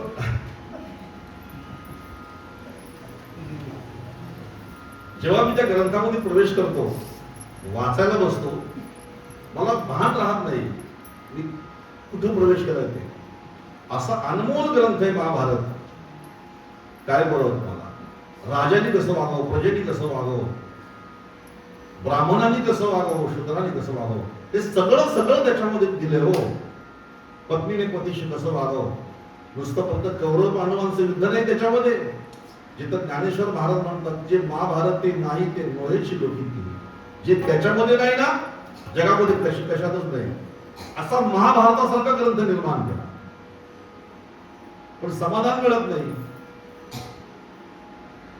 सतत मनामध्ये चिंता, माझ्याकडून काहीतरी अपूर्ण राहिले, माझ्याकडून काहीतरी अपूर्ण राहिले. एक दिवशी सरस्वती नदीच्या तीरावर बसून असे चिंताग्रस्त असताना नारद महर्षी तिथून चालले होते. नारद महर्षींनी व्यासांची भेट घेतली. व्यासांनी त्यांना नमस्कार केला आणि सांगितलं नारदजी मला एक चिंता सतावते की माझ्याकडून काहीतरी अपूर्ण राहिले. हो, मी वेदाचे 4 विभाग केले, 17 पुराण लिहिली, एवढं सगळं केल्यानंतर सुद्धा माझ्याकडून काय अपूर्ण राहिले असं मला का वाटतं. आणि मग त्यावेळेला नारद म्हणतात तुम्ही सगळं काही केलं पण अजून ते पुराण निर्माण केलं नाही की ज्याच्यामध्ये भगवंताच्या लीला विस्ताराने आहेत. भगवंताच्या लीलांचं वर्णन कुठे केले तुम्ही? आणि म्हणून भगवान उदित प्रायम यशो भगवतो मनम येने वासो न तुष्यते मन तद्दर्शनं केलं यथा धर्मादेशार्था मुनिवर्यान कीर्तिता न तथा वासुदेवस्य महिमा ह्यनु वर्णिता. तुम्ही देवाचा महिमा कुठे वर्णन केलेला आहे? देवाच्या लीला कुठे वर्णन केलेल्या आहे? मग देवाच्या लीला वर्णन करणारा असं एखादं पुराण निर्माण करा आणि मग तुमच्या मनाला शांती मिळेल. म्हणून वारकरी संप्रदायामध्ये काल्याचं कीर्तन शेवटी का असतंय असं हे उत्तर झालं. बऱ्याच महाराजांना माहित नाही. पहिल्या महाराजांनी संत पराभव घेतला, दुसऱ्यांनी नामपराभव घेतला, तिसऱ्यांनी देवाचं वर्णन केलं, चौथ्याने मागणी पराभव घेतला, कुणी विनंती केली, कुणी सलगी केली, कुणी टाका घेतला, कुणी वासुदेव घेतला. पण इथं नारद म्हणतात जोपर्यंत भगवंताच्या लीला वर्णन होत नाही ना तोपर्यंत माणसाच्या मनाला समाधान मिळत नाही. म्हणून याचा आधार घेऊन वारकरी संप्रदायाने कार्याचं कीर्तन ही शेवटी करायचा निर्णय घेतलेला आहे. आणि मग नारदाने भगवान श्री वेदव्यासांना सांगितलं की भगवंताचे गुणानुवाद, भगवंताच्या लीला तुम्ही वर्णन करा. आज मी तुमच्या समोर नारद म्हणून जो उभा आहे याला कारण सुद्धा मी भगवंताच्या लीला वर्णन केल्या म्हणून मी तुमच्या समोर नारद म्हणून उभा आहे. माझं पूर्वचरित्र कसं आहे तुम्हाला माहिती आहे. आणि मग व्यासांच्या निमित्ताने नारद आपलं पूर्वचरित्र सांगतात. नारद म्हणतात मी पूर्वी एका दासीचा पुत्र होतो. दासी पुत्र आणि मी पूर्वी दासी पुत्र होतो. माझे वडील लहानपणीच गेले, लहानपणी वारले. आणि लहानपणी माझ्या पित्याचा मृत्यू झाल्यानंतर माझी आई एका ब्राह्मणाच्या घरी सेवा करण्यासाठी राहिली. मी सुद्धा माझ्या आईच्या सोबतच तिथे गेलो त्या ब्राह्मणाच्या घरी सेवा करायला. माझ्या आईकडे गाईचं शेण काढणं, गाईला चारा घालणं, घरातली कामं करणं हे काम आणि माझ्याकडे आलेल्या अतिथीची सेवा करणं हे काम होतं. एक दिवशी त्या ब्राह्मणाच्या घरी चातुर्मासामध्ये संत आले. हे कोण सांगतं? नारद. लक्ष देऊन ऐका. त्या ब्राह्मणाच्या घरी संत आले आणि संत आल्यानंतर माझ्याकडे सेवा करायची जबाबदारी दिली की तुम्ही संतांची सेवा करा म्हणून. मी लहान होतो. चातुर्मासामध्ये 4 महिने त्या संतांच्या मुखातून मी भगवंताच्या लीला श्रवण केल्या. आणि भगवंताच्या लीला श्रवण करता करता करता करता माझ्या मनामध्ये भगवंताच्या प्रती प्रेम निर्माण झालं. आमच्या मनामध्ये देवाच्या विषयी प्रेम का नाही याचं उत्तर एकच आहे. आम्ही कधी भगवंताची कथा श्रवणच नाही केली हो. आम्ही संसाराची कथा पुन्हा पुन्हा ऐकतो, पण भगवंताची कथा आम्ही पुन्हा पुन्हा श्रवण करीत नाही. देवाची कथा याच्याकरता श्रवण करावी की आमच्या मनामध्ये भगवंताच्या प्रती प्रेम निर्माण व्हावं. मग मी पुन्हा पुन्हा भगवंताची कथा श्रवण केली 4 महिने आणि आता माझं मन परिपूर्ण त्या कथेमध्ये रमलं. आणि काय माझा योगायोग, त्या कथा सांगणाऱ्या महात्म्याने माझं नाव ठेवलं हरिदास. मला ते हरिदास म्हणून बोलवायचे. मी त्यांची सेवा करायचो. एक दिवशी त्यांचं उष्ट खाण्याचा योग मला आला. त्यांची वचनं तर मी ऐकली, पण त्यांचं उष्ट सुद्धा खाण्याचा योग मला आला. आणि एकदा चातुर्मास जेव्हा संपला तेव्हा चातुर्मास संपल्यानंतर मी त्यांना विनंती केली की मला तुमच्यासोबत घेऊन चालाल का, मला तुमच्यासोबत घेऊन चाला. आता ही लहान लहान पोरं आहेत बघा, यांच्यामध्ये जन्माला आल्याबरोबरच त्यांच्यामध्ये तो गुण आहे. लक्षात ठेवा, तो जागा करावा लागतो आपल्याला. मनुष्यजात सगळं स्वभावतात भजनशील झाले असते केवळ माझे ठाई. प्रत्येक माणसामध्ये तो चांगला गुण, फक्त त्या गुणाला चालना दिली गेली पाहिजे. माणूस कशा सहवासामध्ये राहतो त्या सहवासाच्या संबंधाने त्याच्यामध्ये ती श्रद्धा टिकून राहते. एका दुष्ट माणसाने पोपट पाळला होता, तो शिव्याच द्यायचा. आणि एका सज्जन माणसाने पोपट पाळला होता, तो रामकृष्ण हरी म्हणायचा. संगतीने माणसामध्ये गुण येतात. त्या साधू महापुरुषांच्या मुखात ती कथा मी श्रवण केली आणि मला असं वाटलं त्यांच्यासोबत निघून जावं, पण त्यांनी मला सोबत नाही नेला. आईची सेवा कर बाबा, आईची सेवा कर आणि भजन कर असं सांगितलं. मी खूप रडायचो. मला असं वाटायचं मला संतांनी बरोबर का नाही नेलं. एक दिवशी माझ्या भाग्याचा उदय झाला. नारद म्हणतात, माझी आई गाईला गवत घालायला गेली आणि गवताखाली बसलेला साप माझ्या आईच्या हाताला चावला. सर्पाने दंश केला. व्यास म्हणतात तुम्हाला खूप वाईट वाटलं असेल ना. ते म्हटले मला वाईट वाटलं, पण खरं सांगू ही सुद्धा देवाचीच कृपा आहे असं मी समजलो. त्यांनी सांगितलं अनुग्रह मन्यमाना,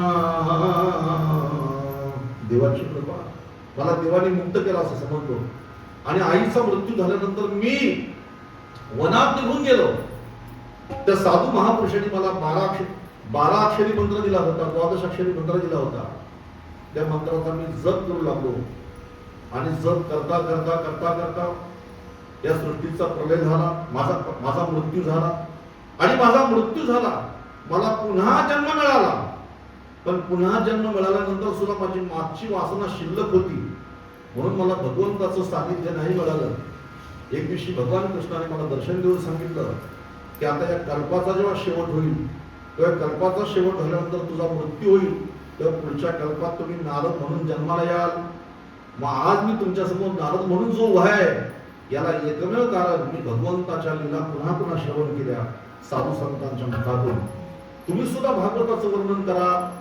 आणि मग नारदाने व्यासांना चतुश्लोकी भागवत सांगितलं आणि ते चतुश्लोकी भागवत सांगितल्यानंतर मग भगवान श्री व्यासांनी त्याचा विस्तार केला आणि विस्तार करून मग शुकदेवजी महाराजांना सांगितलं आणि शुकदेवजी महाराजांनी तेच भागवत परीक्षितीला सांगितलं. मग परीक्षितीला ते भागवत का सांगितलं तर हे आता विस्ताराने मला सांगायचंय उद्या. आज या ठिकाणी मी माझ्या कथेला पूर्णविराम देतो आणि आजची कथा भगवान श्री नारायणाच्या चरणावर भगवान कृष्ण परमात्म्याच्या चरणावर जगद्गुरु संत तुकोबारायांच्या चरणावर समर्पित करतो आणि इथेच माझ्या वाणीला या ठिकाणी विराम देतो. जय श्री कृष्ण. आजच्या कथेसाठी दादा तुम्ही या ठिकाणी आलात. याच्यामध्ये श्रोते किती आहेत, गर्दी किती आहे, त्याच्यापेक्षा गर्दी माणसं किती आहेत हे अत्यंत महत्वाचं आहे. म्हणून ही कथा आयोजित करण्याचं कारण मी कालच सांगितलं होतं. वैभव माझ्यासोबत जेव्हा जेव्हा असतो तेव्हा मला प्रत्येक वेळा बोलतो माझ्यासाठी कथा करा, माझ्यासाठी कथा करा, माझ्यासाठी कथा करा. मला कथा पूर्ण ऐकायची आहे आणि म्हणून त्याने ही कथा व्हावी असा संकल्प केला आणि कालपासून त्याचा अनुष्ठान आहे. मंदिरातच राहतो, एकच टाइम भजन करतो, विष्णू सहस्रनाम म्हणतो आणि नामजप त्याचा चालू आहे. 7 दिवस या ठिकाणी अनुष्ठान घडावं अशी त्याची इच्छा होती. म्हणून त्याच्या निमित्ताने ही कथा आपण आयोजित केलेली आहे. तो या ठिकाणी श्रोते किती आहेत हे बोलण्यापेक्षा या कथेमध्ये बसलेली गर्दी माणसं किती आहेत हे महत्वाचं आहे. आपण उद्या सुद्धा उपस्थित राहा. सुरेश मगर असतील, भालेकर अण्णा असतील, आपण सुद्धा या ठिकाणी आलेले आहेत. आकाश महाराज आमचे कालही आले, आजही आलेले आहेत आणि आता पुढे 5 दिवस येतील अशा अपेक्षा या ठिकाणी बाळगतो. लग्न झाल्यानंतर जर तू पहिल्या वर्षीच भागवत श्रवण करून तुझ्या प्रपंचाला सुरुवात करशील ना तर तुझा गृहस्थ आश्रम सुद्धा आनंदाचा होईल अशी ग्वाही या ठिकाणी मी तुला देतो. आणि म्हणून जीवनामध्ये जीवनाला सफल करणारी ही कथा भागवत कथा आपण या ठिकाणी श्रवण करताय. अशोक दादा तुम्ही या ठिकाणी आलात. शिरवलीची मंडळी आपले बाळाराम बाबा या ठिकाणी, वसंत बाबा आहेत, सर्वजण मंडळी या ठिकाणी उपस्थित आहेत. महिला वर्गापैकी सर्व मंडळी या ठिकाणी आहेत. सर्वांना धन्यवाद देतो आणि वाणीला विराम देतो. उद्या बरोबर 5:30 कथा चालू होईल आणि बरोबर 8 वाजता कथा संपेल. याची आपण सर्वांनी नोंद घ्या. कोणी आला किंवा नाही आला याची वाट न बघता कथा बरोबर 5:30 वाजता चालू होईल याची आपण सर्वांनी नोंद घ्यायची. राधे राधे गोविंद श्री राधे राधे राधे गोविंद श्री राधे राधे राधे गोविंद श्री राधे राधे राधे गोविंद श्री राधे हे राधे राधे गोविंद श्री राधे राधे राधे गोविंद श्री राधे हे राधे राधे गोविंद राधे राधे गोविंद श्री राधे राधे राधे गोविंद श्री राधे हर राधे राधे गोविंद श्री राधे राधे राधे गोविंद श्री राधे हर राधे राधे गोविंद श्री राधे राधे राधे राधे गोविंद श्री राधे. आज या कथेला सतीक्षा भेट देण्यासाठी आमचे विलासजी खरे उपस्थित झालेले आहेत. तेव्हा आरती जी आहे आजची ती विलासरावांनी घ्यावी म्हणून आपण आरती या ठिकाणी घ्यावी अशी आपल्याला विनंती आहे. एकाने पांडुरंगाची आरती आणि एकाने श्रीमद भागवताची आरती या ठिकाणी करायची आहे. बाकीची मंडळी त्यांना सुद्धा आरतीची संधी आपण सर्व थोडी थोडी द्यावी प्रत्येकाला. 2 आरत्या होतील, एक पांडुरंगाची आणि दुसरी श्रीमद भागवताची. आता बसा.